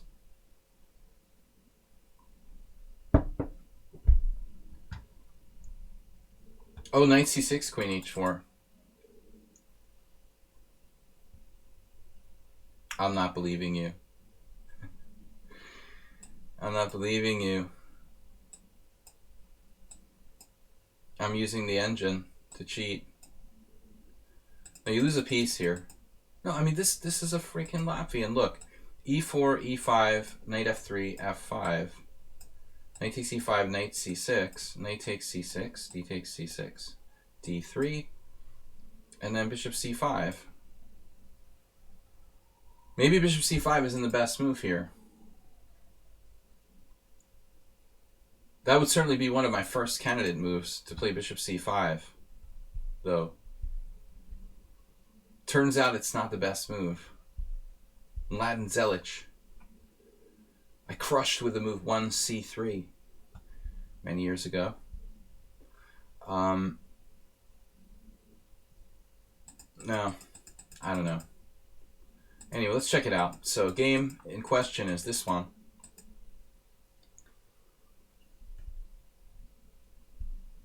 So the problem is, like, bishop takes e3, pawn takes e3, knight g4.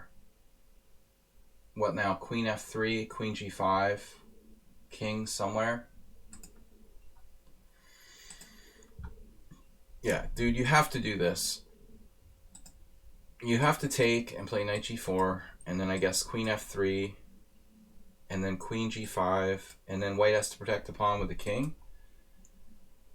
So my presumption would be king d2, not to get in the way. This actually looks like it could be a little bit dangerous for white. So Avian, that's a much better way to try to handle this. Maybe queen f3 is not the best move after knight g4. I don't really know what else to suggest. I don't like bishop e3. You know, I don't like this move. It's not safe. You're basically down a pawn. This is just for fun. You need to open the game. Having played knight g4, I would think like f5. You're just fishing.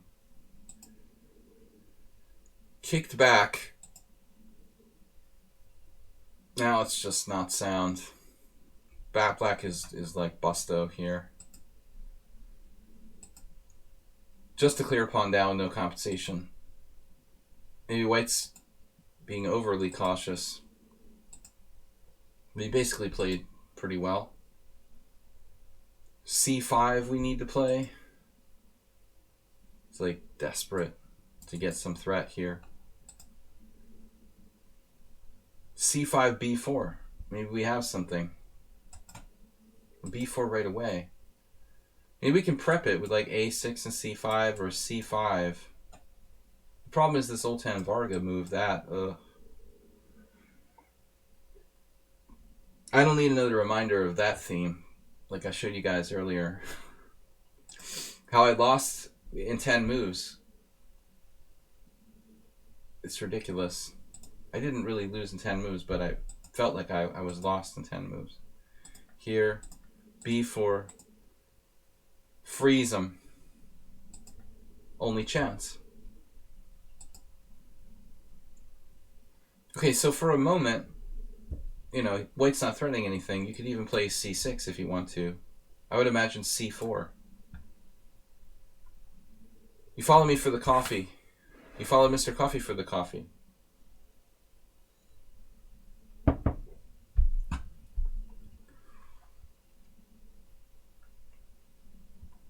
Every little bit helps. What's that, Mr. Coffee?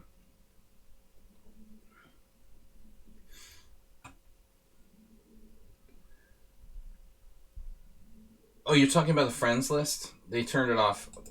Actually, Thibault said there's something about the friends list that was dragging down the server. The way it was set up, I'm not sure how it works, but he said he would retool it, but I don't know how long a time frame that's going to take. Black sacrifices a piece with a very neat idea of like knight c3, smackdown. I'm not a fan of professional wrestling, but oh, I thought you were going to take with a knight, man. That is such a strong threat there. There goes an ambulance. It's kind of scary here in Hungary because like the head diplomat at the English mission or the UK mission in Budapest died. It was only like 37. Very little news about it exactly. It's kind of scary that a diplomat, head of the embassy in Budapest, would get coronavirus and die at the age of 37 when only like 200 people in the city supposedly have it, or the country. Anyway, I said I wasn't going to talk about it. We got to escape from coronavirus. Rook takes d5 looks a little slower than c3. You still have great compensation. I thought you were coming to the file. But I guess LVN wanted to win this pawn without giving white time to play like queen c1 and protect it. It still looks...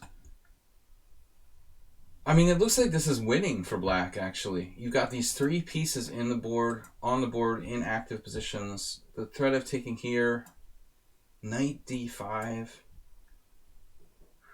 This... I think that it's very possible this is actually already lost for white. Maybe the queen c1 can really hold.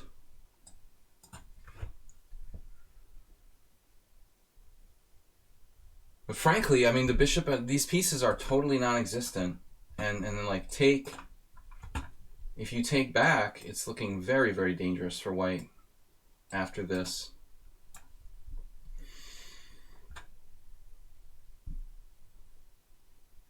Maybe it's still not enough. Maybe it's still not enough. He can go like knight f4 and the bishop comes out and he survives. Knight f4 might hold on. Very close position.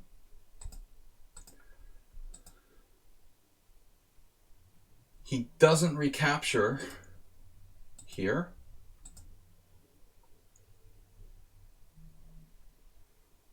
How dangerous is it to recapture? I mean, it seems like a logical thing to do.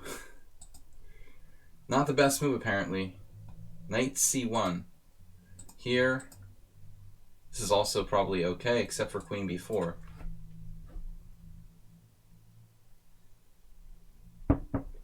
Oh, your move is even stronger. AB. You can't take.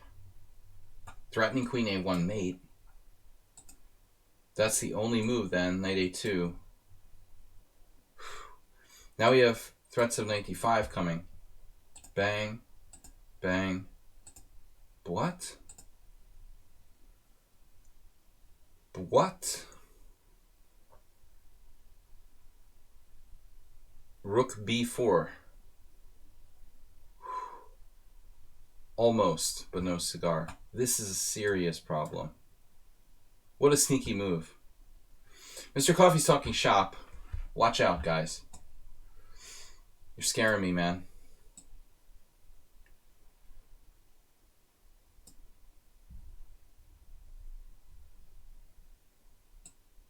Programming experts.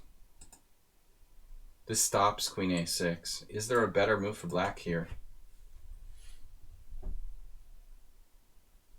Anyway, it doesn't matter. White is down a rook and a bishop. Sort of half down a bishop, down a rook. Rook d6, queen c4, and he just maybe has knight d5. We have queen e1 check. I don't think I would have even seen it. I've been focusing on rook d1 check so much.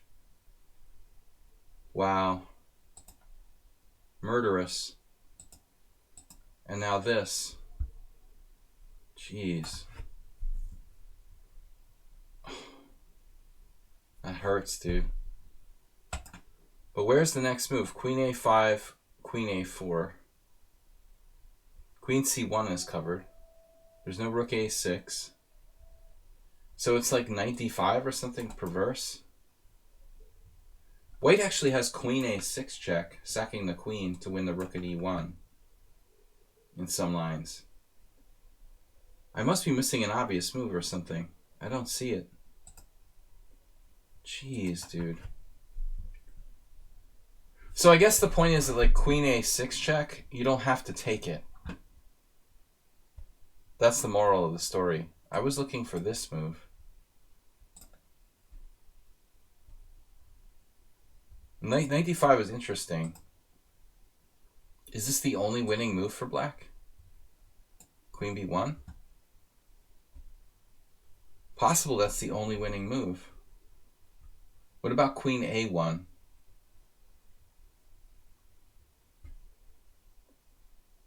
There's still no immediate threat. It's kind of insane. I mean, even if you play like queen b2 check, king a4, there's still no immediate threat for black here. That's crazy, dude. Is this the best move, queen b1? It's the best move for black. I don't know if I would have even seen this in advance. I mean, the point is this is nothing. You know, you don't have to take it. You just play like king b8 and white is lost. I don't even understand what white's facing here as a threat.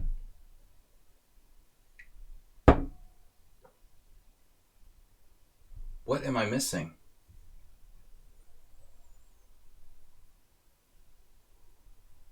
What is black threatening in this position? It doesn't look like there's anything.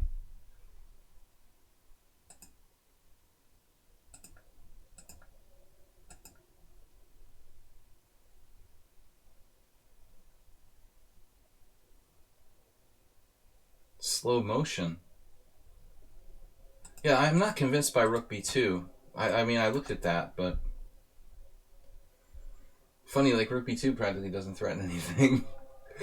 It's protected, you know. Black needs to he needs to access more force. The knight d5 is the obvious move, but that doesn't seem to be possible.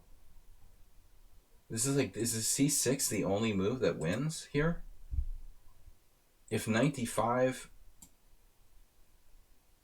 there's rook b4 check and queen a3 mate. That's what it is. So you could do this. I probably would have found this because I would see like queen d5, rook b4. I'm not sure if I would have had the presence of mind to come up with c6 though. Knight d5 is the only move that I guess is a forced mate. But c6 doesn't spoil black's position. And now you can play that without sacking a piece. Presumably LVN didn't see this. So he wanted to do it without hanging a knight, you know, and now he does it anyway. It's an insane game, man. That's an insane game. And the most elegant way to win the game. Brutal. Just brutal. Once you got him in your clutches, there was no escape. That's a beautiful game. I mean, the engine says, okay, whatever, you know, 39 cent upon loss, but when you play the most unsound opening in the world and you only have 39 cent upon loss, probably you're doing pretty well. All right, Uber Driver is up next. Guys, thanks for joining the stream. Thanks for everybody stopping by. We've got a few more games, another hour or so here left in the subscriber stream. That Uber driver. Tomorrow we're playing Blitz in the morning, 11 CET. Don't forget, if you're in Europe, we're changing the clocks back in most places. Finally, this Sunday. Finally, uniting with the Western world, time-wise. Uber driver. Uber driver is like our resident chess historian. It's Petrosian versus Pachman. Pachman, Ludek. Uber driver likes the chess history. Petrosian versus Pachman, bled 1961. I like it nice and short. For the first few moves, Tigran does a Slagi impersonation. Copy and paste. Impersonation. Thanks, Uber driver. So we have a fantastic game here from Tigran, the original Tigran. I have a site, put the clock. I spent the last year, basically I lost the last year of my life to exclusively resolving like everything to do with my mom passing away. And I thought, this is like the worst year of my life. Like 2019 was basically, and before 2019 was basically like the worst year of my life. And I thought, it can't get worse, you know, like this is the worst year of my life. And then finally I'll be free of that, you know, and it'll get better. And just when it started to look like the horizon was clear, this stupid virus comes along. Another year of my life at least is like gone. We'll be hiding in the apartment for like a year. But I have a friend who sent around a meme. I thought it was funny, but I don't know if everyone else finds it amusing. They were like, the next thing will be like aliens on the horizon or something, you know, like a big spaceship landing and like taking over the planet.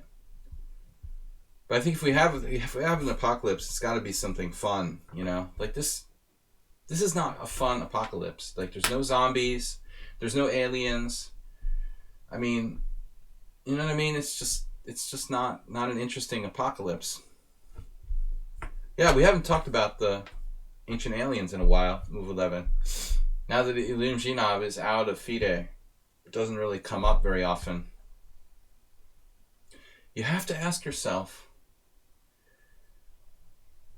what happens if this is just the dawning of maybe the aliens are just preparing us with this viral infection. It's like a preparation for their landing or something.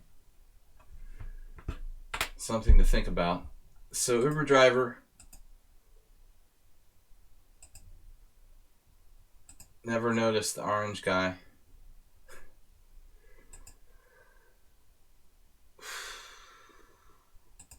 There was a post I saw today. Not to get too political, but it was funny. Like somebody said something like 30% of Trump supporters don't trust what doctors say. And I was thinking, you know what? Those people who don't believe what doctors say in this modern era, probably, you know, if you're dumb enough to vote for Donald Trump, you know, you're basically, it's the limit of your stupidity is endless. It's just limitless how stupid you are at this point. Okay, so King's Indian Attack. I did a series for chesslecture.com. I was a little bit stuck there. Basically, I did a series for chesslecture.com, Petrosian on the King's Indian Attack. And he and I think Fischer clearly, you could add some others into the list, Bronstein. But Bronstein wasn't a player who with the white pieces would play the King's Indian Attack. Bronstein was more into playing classical openings and fun stuff like the King's Gambit, you know. He wouldn't waste his white pieces on the King's Indian Attack. But if you take Fischer and Petrosian, I have these two huge books of Petrosian's games, highly recommended, hardbound. But he played a lot of games, a lot of Brazilian, just Brazilian. It's a new word. Brazilian positional games. But if you want to learn how to play the King's Indian or the King's Indian attack, Petrosian and Petrosian and Fischer. So, e6. Some people prefer to play this way in the English. e4. What would Igor Foigl do? Great. Foigl is a great Petrosian clone. There's a whole generation of players. There was like Fischer clones. There's Petrosian clones. Like Americans have Fischer clones. Their equivalent generation in the Soviet Union had like Petrosian clones. Knight on g to e7, rook e1. Castles. But this is a surprising move by a little bit of a surprising move now. e5. It's the kind of move that looks like white is overextending.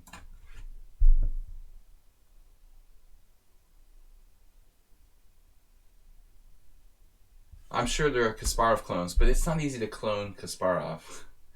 You know what I mean? It's hard to get a handle on his style. It's too complex, Much easier to clone Petrosian.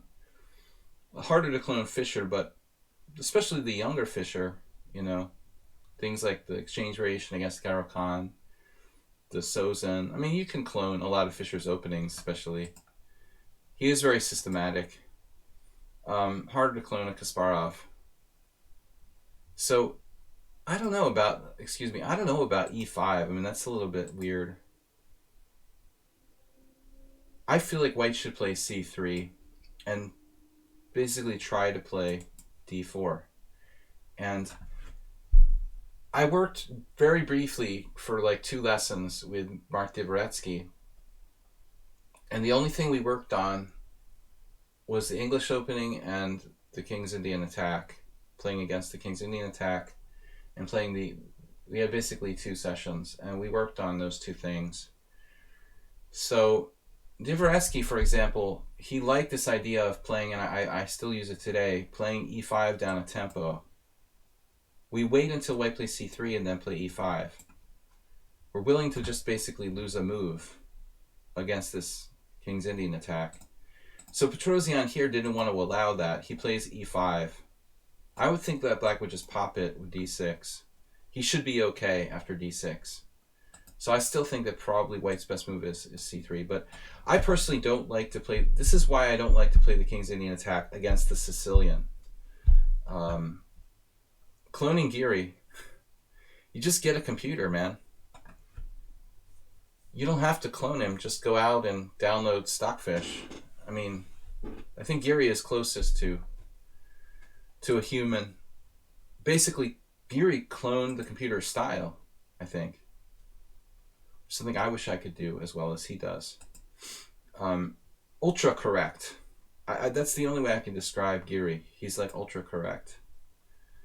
Very systematic, very, very much a modern computer style player. e5, and now this is what I was talking about. e5, d6, e takes d6. Okay, so here's an interesting position. Many, many years ago in the Grand Prix attack, my friend David Vigorito introduced this idea to me. The idea of playing knight f5. Secret move. This is a good square for the knight anyway. The Pachman didn't know about this.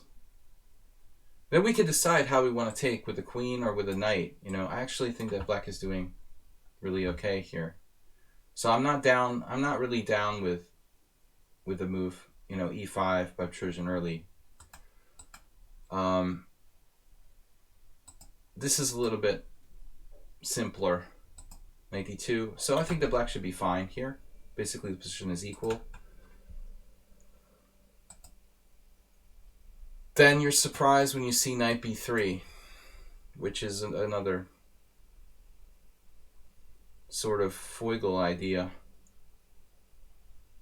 This pawn is awkward. If you play b6, the idea is that the long diagonal goes. So white can play for d4. I mean, theoretically, that's the problem for white here. The backwardness along the d-file. This is a very bad square. The knight is supposed to go to c4 in this type of position.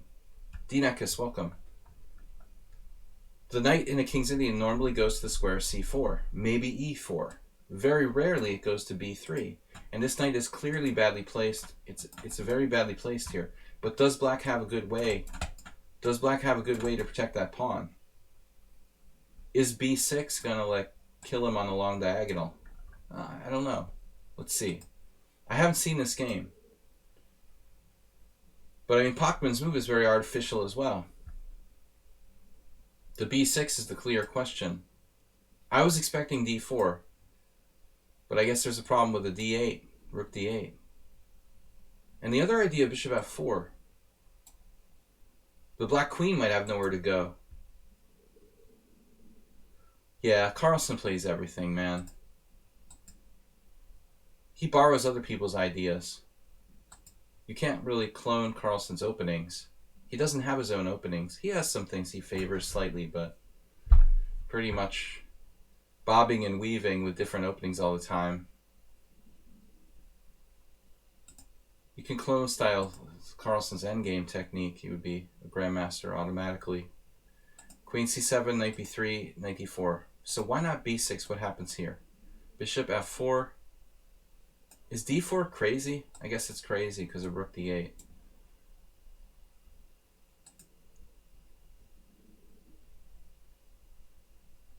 Man, white doesn't have a good score. Elmira, I think I played her. Waldemir Schmidt, Polish grandmaster. So bishop f4, queen b6. And now knight e5.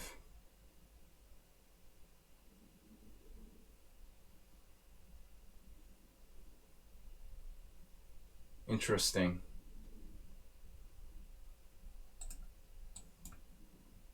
I've probably played through this game like many years ago. Not recently. But everything like doesn't gel here for black. How does this happen? Knight takes d4. Now white's position improves. It's like systematically improving white's position. Even just recapturing here. I mean, Vogt, experienced grandmaster with white, just simply took back on b3. And Petrosian played knight c4. Alright, let's see. Queen b5, very awkward square. I would think you would have to at least consider going back home to d8 right about now. Something about queen b5 seems very artificial. Alright, so white has better development. The bishops are raking the queen side. The queen is in a strange position. Black has been completely unable to take advantage of the backwardness that white might normally feel on the d-file. So the whole thing is on the verge of falling apart for black. He plays a5. I'm glad that, you know, Uber Driver submitted a game by Petrosian because it gives us an example of what I admire about his play. When you look at the games that Petrosian won, I mean, there's a lot of draws. He has more draws than most former world champions. He doesn't seem to mind a lot of draws scattered in with his wins, like modern players, but his wins oftentimes seem like effortless, like absolutely effortless. Like his opponents just melted down and you know, collapsed like crying babies, you know. I mean, he didn't even do anything here. There are no tactics. He can win without any tactics. There's no complication. He's just crushing Pachman, who's like an experienced grandmaster. It looks like black has no clue what's going on. Bishop d6. There's a sort of tactical idea. And now I guess rook e8 would be what we would expect, right? What is up with rook e8? Because that unpins. It should be superior to bishop f6. What's the idea? We have bishop e7.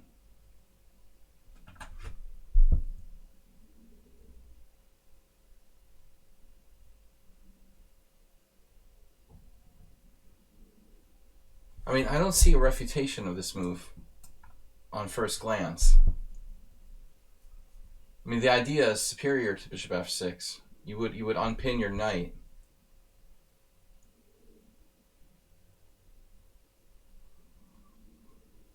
I fail to see a win for white here.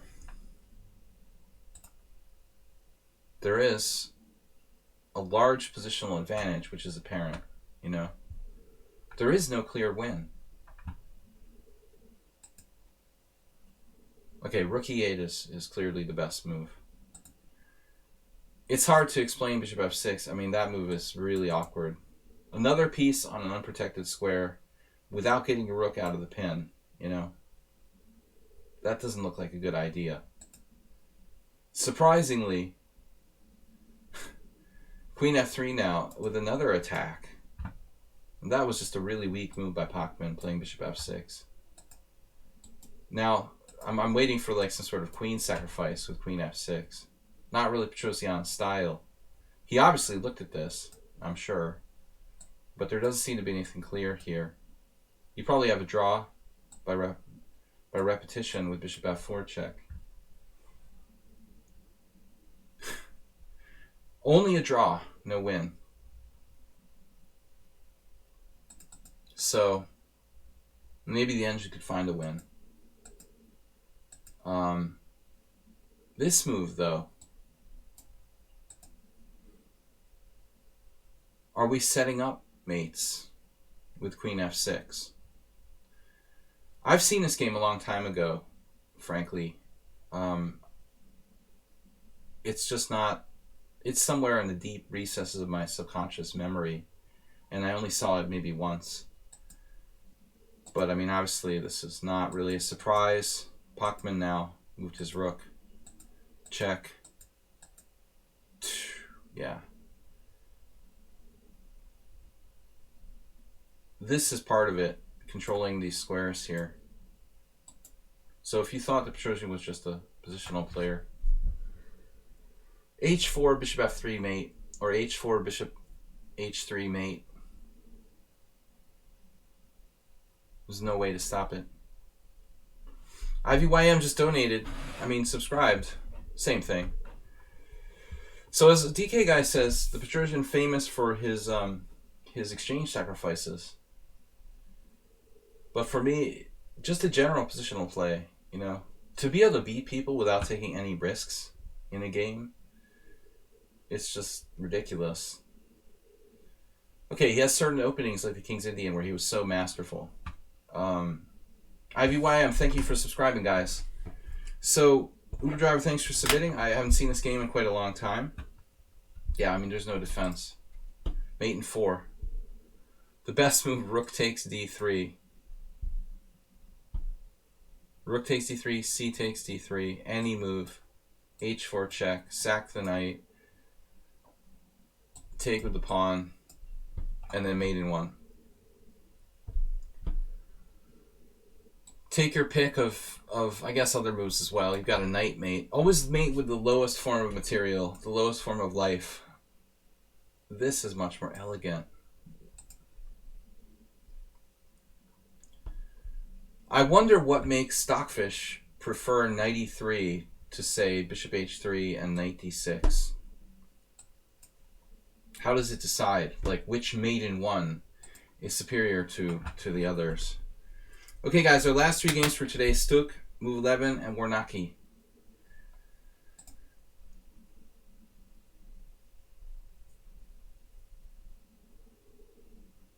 All right, Stuk is up next.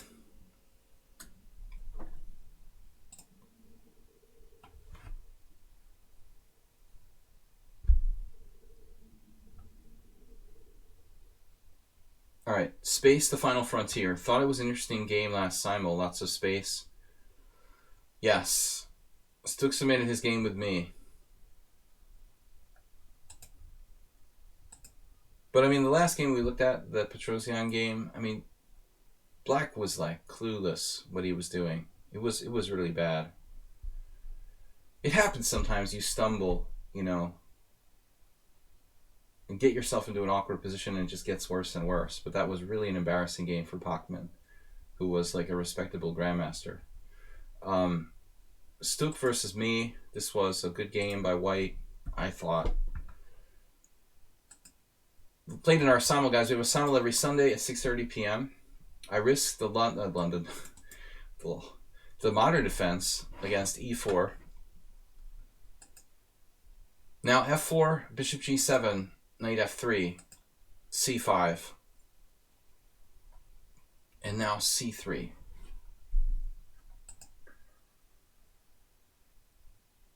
With this move, Stook took me kind of out of my prep. Basically, it's like the game started as a Siciliano.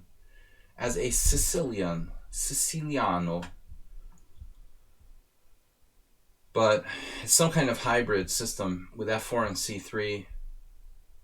I don't really know what exactly the best move is here. I realized over the board, you know, if I play knight c6, then d4. And this type of thing could get very dangerous if you get greedy and play queen b6. I would think even White might be able to play knight c3. Like knight takes d4. Can you do this? Even knight takes d4. Compensation. There would be compensation. So don't try to get greedy. Like, this is the best move, d5. I mean, over the board I realized that it basically felt like a c3 Sicilian now. So I went into a c3 Sicilian. And having played f4, he can't react like... In the normal c3 Sicilian, basically you take on d5. But I don't think the taking here is very good, having played f4. Now I wasn't sure. Bishop g4 might be the best move. This is ironic. It's actually his good bishop, so I wouldn't really want to trade it. There's a game here, Sveshnikov with White. We're following another Sveshnikov game now. 2016. And Yevgeny is playing his stuff. By the way, I mean, how old is Sveshnikov? He must be like 80, man. I played him in like 1990. I played him in 1993 in New York, and he was old even then. Isn't that crazy? He was old when I played him in 1993, and he's still kicking around 27 years later. He must have looked older than he was in 1993. Because, man, he's still going, and it's like 2020. A4, a lot of weaknesses all around this position. I was like, okay. Knight h6, developing. Yeah. Now I'm old. They're going to sacrifice me to get the economy going. Acerbate. Grandfather like me. CD4, bishop g4. We're putting thematic pressure on d4. I was happy with the way I played till now. There could be an a5 by White, but he doesn't want to drop a piece. And now he took. And here, it's kind of a tough decision because I like Black's position, but I have to make a concession. If I take with the queen, I'm taking pressure off of d4. If I take with the pawn, I have a crappy structure. You know, in retrospect, I mean, I just don't like having a backward pawn on the c file. However, if I can play c5 myself, I'm golden. And the fact that he can't play like knight c3, knight a4 here, I needed more time, but I'm kind of feeling like maybe I should take this way with the idea of c5.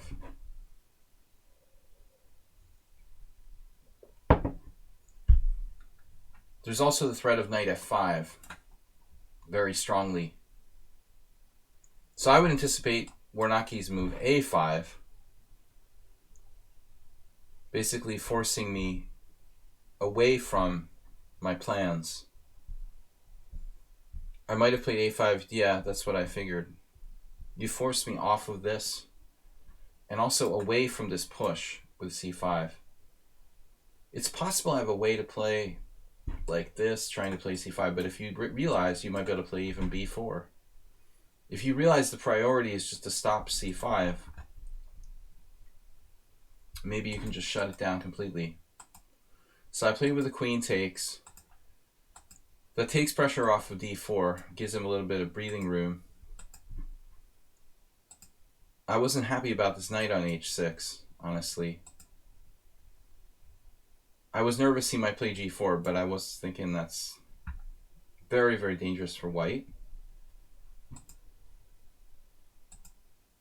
This move surprised me. But the c-file is obviously paramount importance. And this is a passive move, but it was best according to the chess engine. I was really, really thinking about this move a long time. And intuitively, the other squares look more active. But the chess engine Stockfish agreed queen d7. But it's inherently passive. And now knight d2. And here I played f5. It looks a little crazy. I mean, I was afraid ultimately that he would have threats of like g4 and f5 himself. I was hoping he would take on f6, but it seems like I panicked a little bit early here. I mean, if I play knight f5, he plays knight f3. Yeah, probably knight f3, threatening g4. Now I can't maintain my knight on f5. So what am I going to do? He's going to play g4. I'm going to have to retreat. I mean, maybe this is better, though, just to play some sort of natural move. You know, let him play g4. Come back. Maybe go through c6 or something. White's a little bit extended in this position, but I think he's still okay. So I decided to play f5. This is very controversial.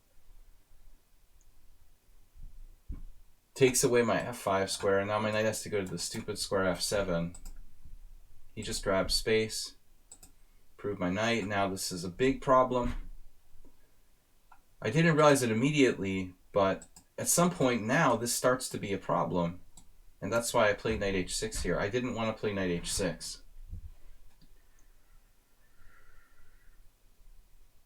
But his space just barely compensates for his overextension. Does that make any sense? I mean, he has a lot of weaknesses at the same time. It's almost like justified because he has so much space. Like the really, really horrible bishop, but he just has enough space that he manages to cling to. He manages to cling to his space advantage and hold on. This wasn't really great looking for white. I thought I was better, but he managed to create threats just in time. I don't know if there's anything faster I can do. Maybe queen c6, trying to get down here. Maybe I could buy some time somehow to penetrate. I thought this was the most logical. And then there's this awful threat of knight c5, and I can't play b6. I don't know if I could let his knight come into c5 and then kick it out, maybe. But I didn't want to see it. And he has just enough play on the h-file. Keep me busy. This is ridiculous. And bishop d2. I thought I was better. Stockfish says I'm not better. He's able to just like stick his bishop on c3 and nullify my c-file. So I stayed as active as I could. And it looks good, but there's no way in. And he starts to have real threats over here. To come down and take my g6 pawn. So I think at this point, maybe I looked at like knight d8, you know, and thought about queen h4, and thought about just king f7. Can I get my knight? Honestly, this could be like fatal, you know, if he has rook h6 and just killing me on g6. So I don't know what I did wrong. I mean, or if I did anything wrong. I was very optimistic till I realized that I'm running out of things to do. And I'm just like holding the line with the knight on h8. And it's a draw, probably.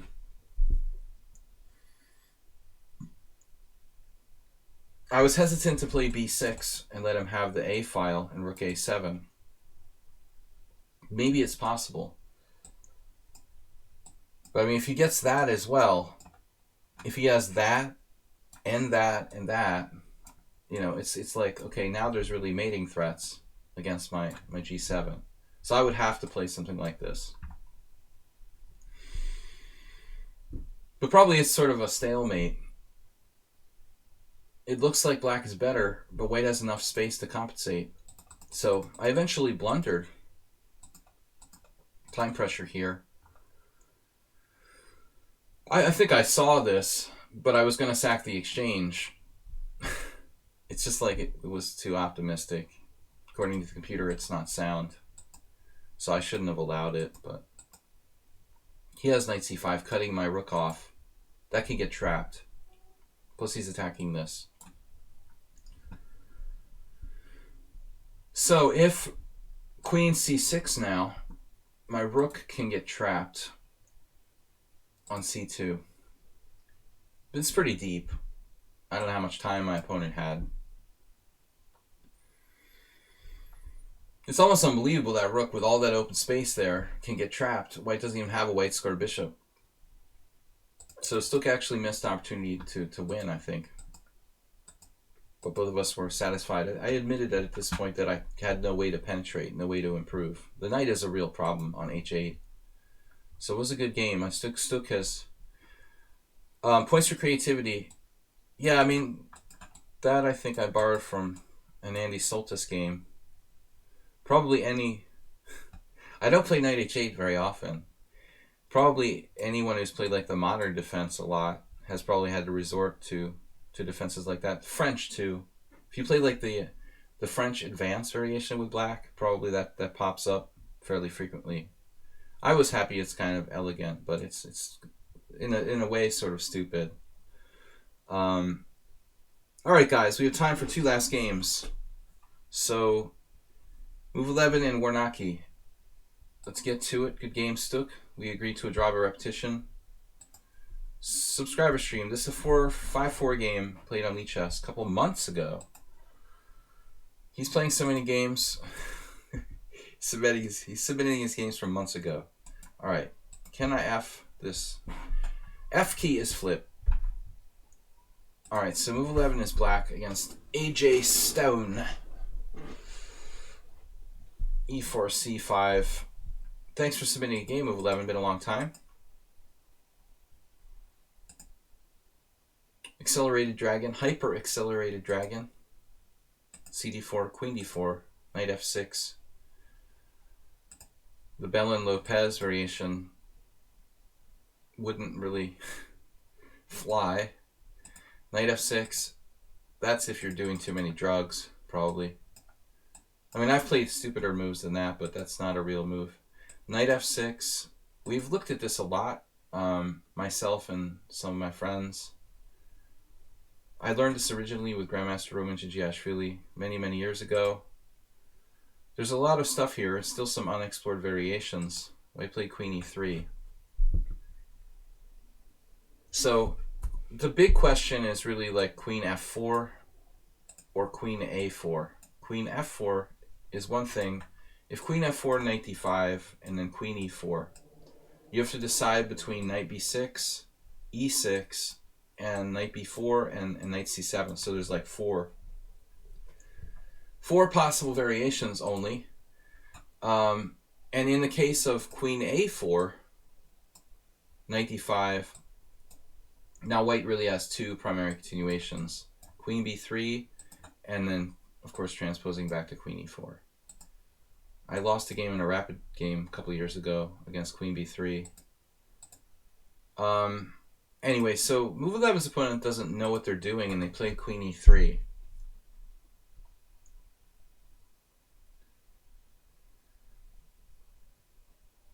Strangely here, there's a game from Poland, 2009, where this guy, Win Piotr, his opponent is like a GM, played this move, queen e3. I know that Piotr Win plays this with black. Seen another game he played in a similar line. But I've never seen queen e3, actually. When you encounter a strange move, you have to ask yourself, was this move invented by ancient aliens? So we can all see the engines on. I mean, move 11, you have to look for forcing moves. I mean, this is a normal theme. So the queen a5 check. The queen a5 check, a lot of people just hang the pawn. I mean, move 11 will tell you, if you play this variation, it's very frequent to get like knight takes e5, knight takes e5, queen a5 check, something like knight c3, and queen takes e5. Even here, when black's up a pawn, white has pressure down the open lines. In my experience, it's usually a draw. It's almost like some kind of like bad Mora gambit for something with white, where you just have about enough play to kind of swindle a draw because white's a little ahead in development. But that's a very common tactic. So you should definitely be looking for that. The problem after queen e3, I mean, he's hit by knight g4, it's forking e3 and e5. And you have the tandem of queen a5. So the only move here that doesn't lose a pawn would be queen c3. But that walks into bishop b4 type threats for one thing. I'm going to turn off the engine for a minute. Now this is just nothing but a cheapo. I think e6. It's probably not a bad move, but I mean white would just simply play a3 or whatever. It does look like we can pile up on e5 though. 1, 2, possibly 3, possibly 4. I'm not sure if e6 is the best move or not.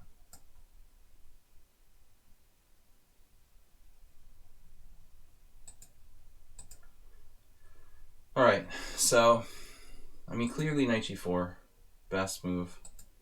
Here, and now we transpose back. So, a momentary joke. 11 chooses knight c7. These moves are very confusing. You know, the very, very similar variations that are slightly different with the knight on b6 and the knight on c7. I had a kind of philosophical talk with myself like a year or two ago. I'm always talking about how knights are bad on knight 3. I prefer the knight on c7. The knight on c7 has the ability to get back in the center directly through e6. It's also closer to the center than the knight on b6. There are certain advantages of the knight on b6. I had a game with Aronian, I remember in Blitz, against Levon, where I played knight on b4, and he played c3, and we went through this, like d5, queen e2. This is actually not that bad. I ended up losing against Aronian in a 5-minute game many years ago in this position. It's theoretically better for black, but it's not so bad for white. I would think that it's actually a problem because this move started to crop up. White discovered this move, it sort of made life difficult for knight b4. So anyways, we'll see what happens here. Knight c7, bishop c4, attacking f7. The idea here oftentimes would be put knight e6 in and nullify that bishop's pressure on f7. It's a good blockader. Years and years ago, I had a game against Imre Hera Jr., who's now a solid GM here in Hungary. When he was a kid, I don't remember. It might have been this exact position. Probably this exact position we played. The game was a draw. It's probably in the database, something like 1997. I think he took here at one point. This is a very standard type of continuation. But maybe black doesn't have to play knight e6 right away. We can first play bishop g7. So you played knight e6 right away, knight c3, bishop g7, knight d5. Interesting.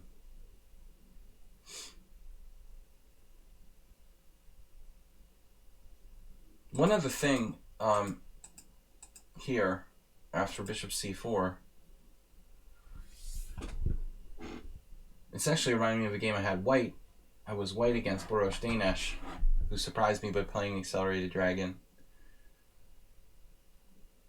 once, where he was able to do something like b5, basically b5 supported by the knight on c7 on the queen side, so generating some kind of counterplay here. That might be worth thinking about. Move 11. This is something to investigate, particularly maybe exploiting that move order. It's unusual to put the bishop on c4 right away. I mean, it's always knights before bishops. If you play knight c3, black probably can't play b5.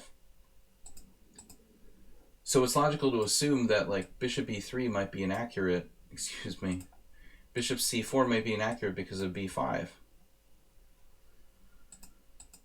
All right, here, I think rather than knight e6, I would prefer to develop a piece if white doesn't have an active threat.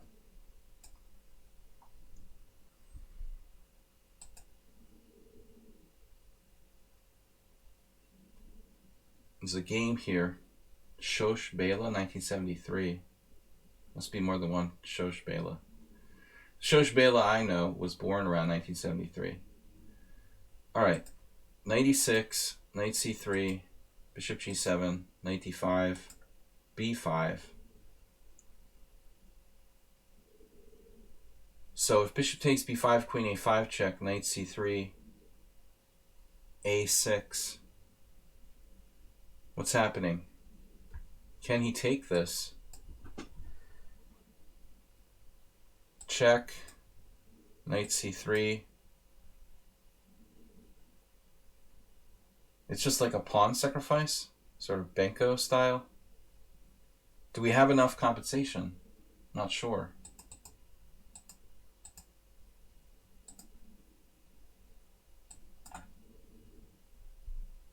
It's not clear, Computer doesn't even like this. This is interesting. So bishop e7. I don't know if that was move 11's intention. The Stockfish thinks that black has enough compensation based on this pawn being kind of weak long term. It's an interesting idea.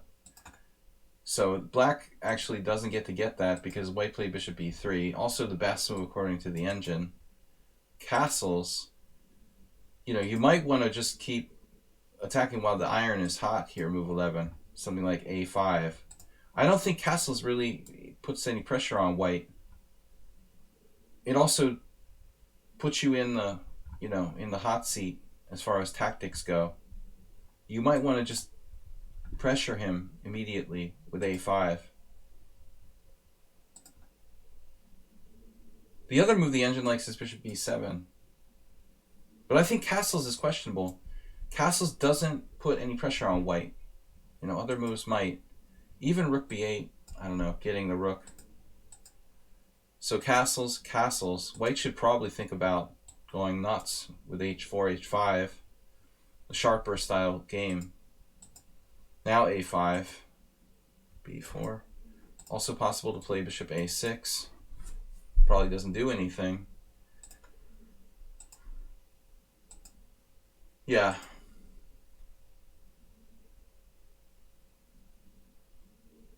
I don't know. I feel like white has a really good grip on the white squares. I'm actually a bigger fan of bishop b7, move 11. I think you should not challenge his bishop on c4. It's not really hurting you, It's actually a really strange situation here. But his bishop isn't doing anything, and he's in a kind of dangerous situation here on this diagonal. So without looking at the Stockfish, I think this is probably better to do some pressure there.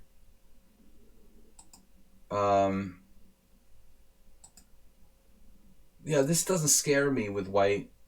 It feels like he consolidates like some white square superiority, and then just like anchors his pawn.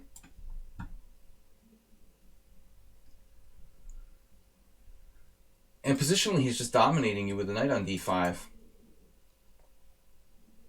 If you can't get in d6, you're worse. I didn't see this idea.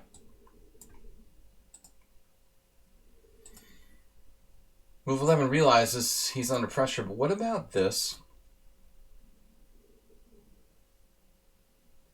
What if we challenge him, directly at e5? There could be tactics with queen c4. That's very awkward.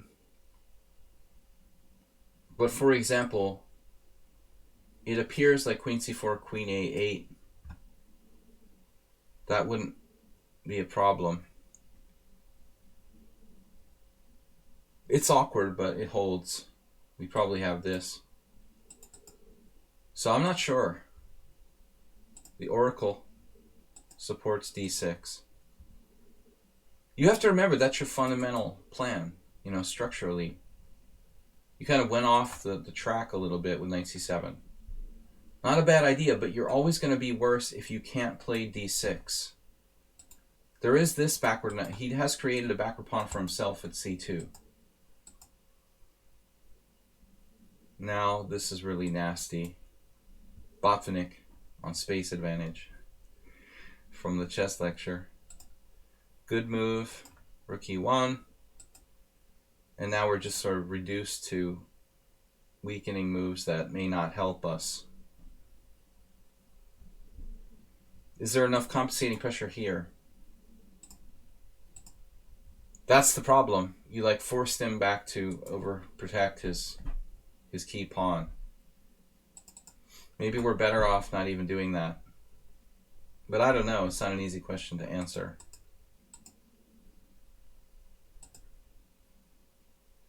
I don't know. Queen c4. And this. You will regret playing b3, man.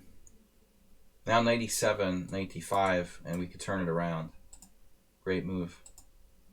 Great move. And you completely negated his pressure on the d-file while turning the pressure against him. So now I don't know. It's anybody's game. Look at this. Pile up here. Should we consider sacking in exchange with bishop takes e5? I would at least give it a passing thought. But it looks kind of desperate. Honestly.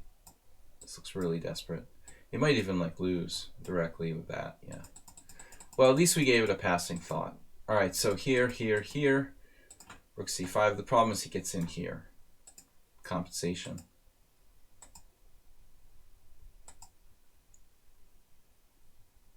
Rook a8, kind of a bizarre move. And you just eat his pawn. Thank you. It's just falling apart. Yeah. So now it's technically losing for white. This pawn could be a problem. Still not over. This I like. 4-on-3 majority. If the d6 pawn falls, he's done. Problem? Bishop b2. You dropped your h6 pawn. Oh, man. So, there is a problem with this. Here, here, here, here.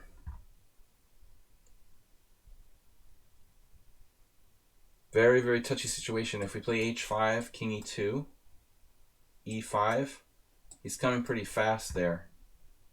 We could even lose now. Let's see. King up. We're just in time.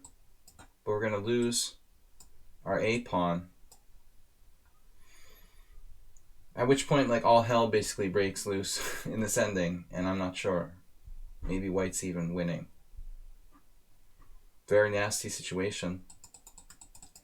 So move 11 perhaps doing the prudent thing at this point. Acting before he has time to get his king over. However, now the h-pawn might even be better for white now. That outside h-pawn is a murderer in a minor piece ending. I think his bishop probably best on d2. Oh, I see. He's going to d8. You missed it as well. Probably bishop d8. You can prevent it with king here, but it's too late. This is bad. He missed it. Bishop d8. the guy will have outside A pawn and outside H pawn, and your knight will be like no contest for those guys. A cheapo.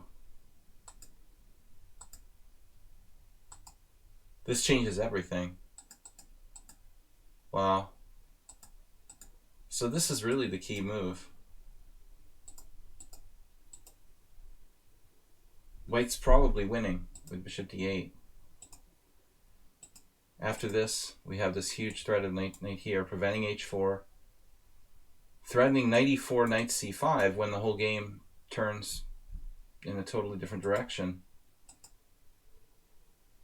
This again prevents h5.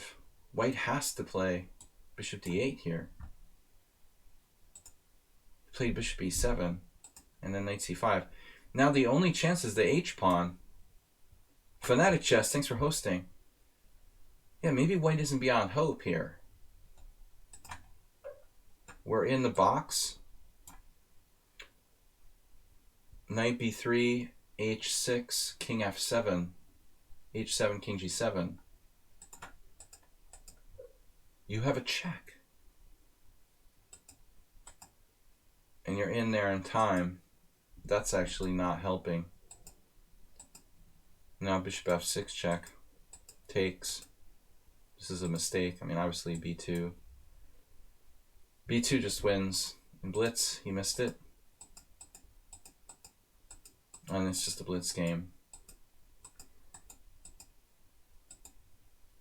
We're still winning. But it's another nightmare. We can creep closer. Defend it. We'll have to give up the a-pawn, it looks like. That's good. You box him out. Whoa, what happened? You eventually won. Alright, good game. But I think he was like winning if he had bishop d8. That was a really touchy endgame. That key position where you were like winning and then you almost lost, when you decided to trade your bishop for his knight on d6, you basically took a position where you're a clear pawn up and almost like lost. I mean, there's no way you should be losing there. So you have to correctly evaluate that part of the game, what exactly was going on there. I don't have time to go into much more detail. So last game, we're lucky. We gotta go, guys. It is late. Tomorrow, we'll be here at 11 a.m. CET to play Blitz with the friends of the stream. Move 11. Okay, we're lucky. 0-0-0-27 cent upon loss. It's rare to see that, you know, that high of a cent upon loss with a perfect game. Queenside castles. This is a very strange move. Black is playing drafts. I mean, obviously, just not typical. I mean, if you're gonna play g6, you would typically want to play like c5 or something more active than c6.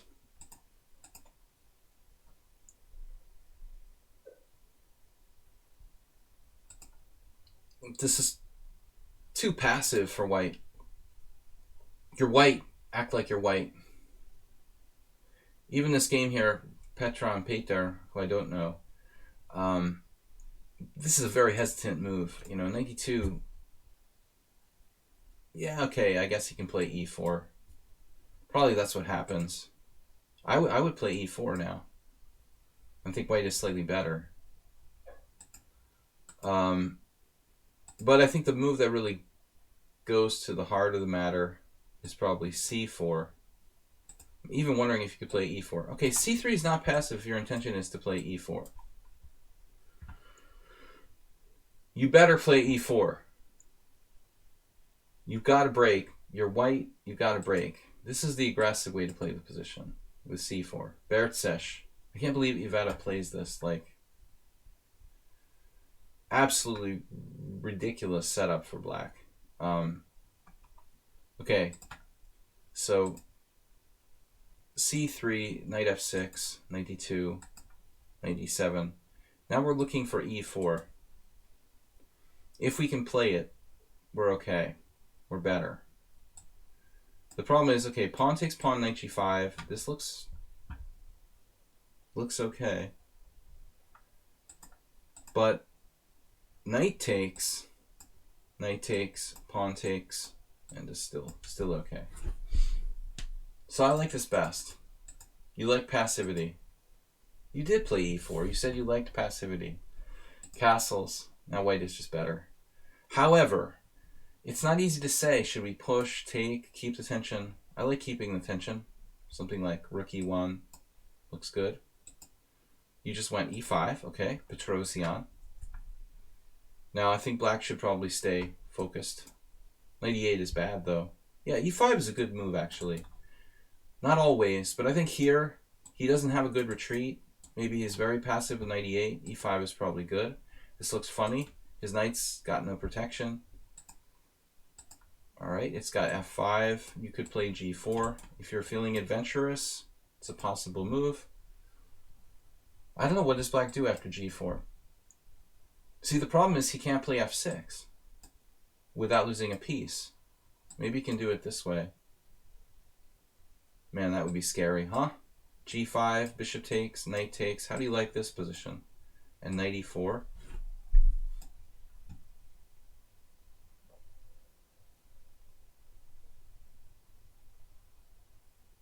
I vote for white.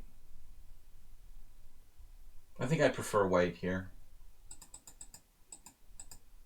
I mean, g4, he's going to have to literally play king h8 and knight. But he can't play f6. He can't take with anything on f6 without losing a piece after g4. How does he play f6? What does he do? How does he take back? You can't take back.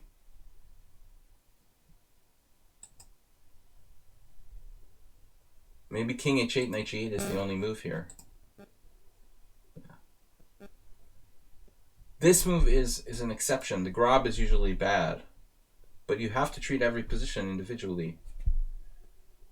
This the bishop we just looked at, that's the strongest line. g4, f6, takes, bishop takes, g5, bishop g5, knight g5, queen, and knight e4. Black is like lost. The best variation is this.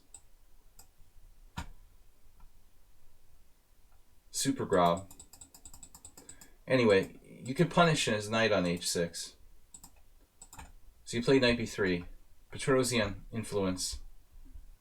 This is also strong. Black has a knight problem.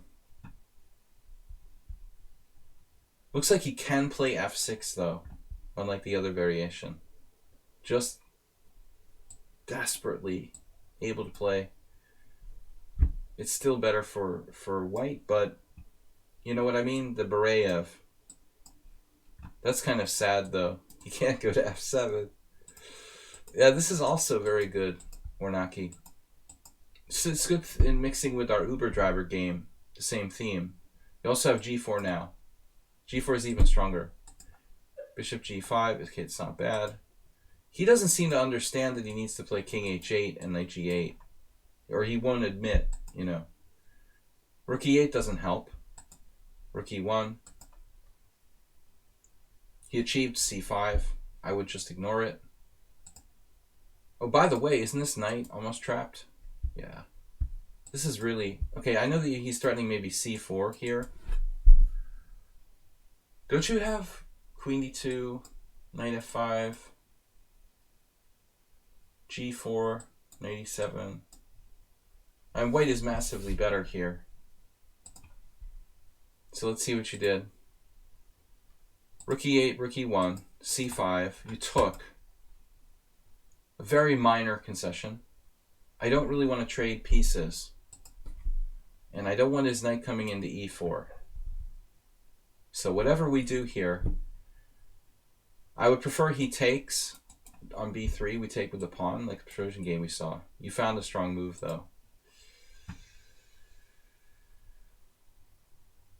That's it. That's game over. So it was good. So he has to play like queen c7. to double attack. But I think you just win. You're just up a pawn now. He's not really threatening to recapture the pawn. I mean, even if you play... Well, g4 still remains, I think, a strong move. What's the best move here for white?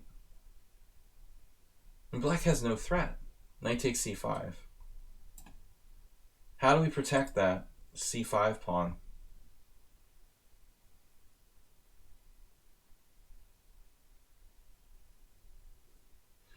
Last game, guys, I'm taking off. But thank you for supporting the stream this week. Fortuna Chess Coach, Move 11 with the gift subs. Hardvice and Nudel, Jim with 600 this week. Mr. Slowhand today with 500. We also have Oms on Twitch, WJ Loof, HTFP, and Move 11. Guys, don't forget to support the stream. Thank you very much. We'll be back tomorrow. But looking at this, how does white protect the c5 pawn? My feeling is that white has an overwhelming advantage, but I don't obviously see the next move. I want to play g4. I guess that's good enough. Like, what's wrong with g4?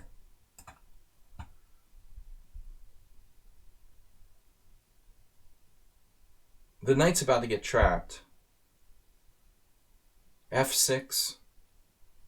He's just down a clear pawn on c5. So we would have to resort to like king h8. And then it's just over. I mean, like queen d2, knight g8. Probably you could even play like queen d4. Just be up a pawn for nothing. This would be like worst case scenario. Clear pawn up for nothing. Okay, so black just simply blunders. With knight takes c5, bishop e3, and that wins the game. Queen c7, win a piece. Game over. This is the end. Clear piece up. Additional pawn.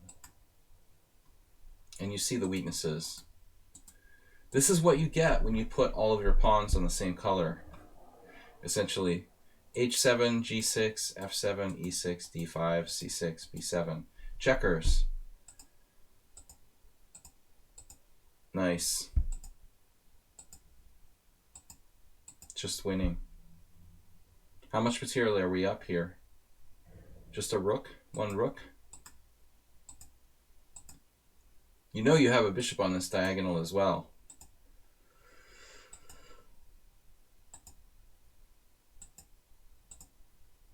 A little bit of hesitation, and now Warnacki gives back material to be practical.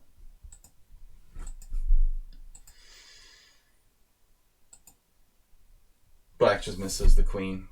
It doesn't even make sense, though, this move. Kind of difficult to understand knight takes g3. Some sort of mouse slip. Bishop a6, check, and rook takes e2. Thank you guys for joining me. Thanks, Warnacki. Thanks, everybody, for the games. I will be back on Friday. Thanks for subscribing. Thanks, Mr. Coffee, for being our faithful moderator. From the Panda and myself, have a great lockdown.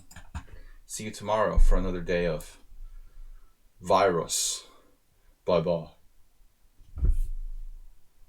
Have a great night. Bye-bye.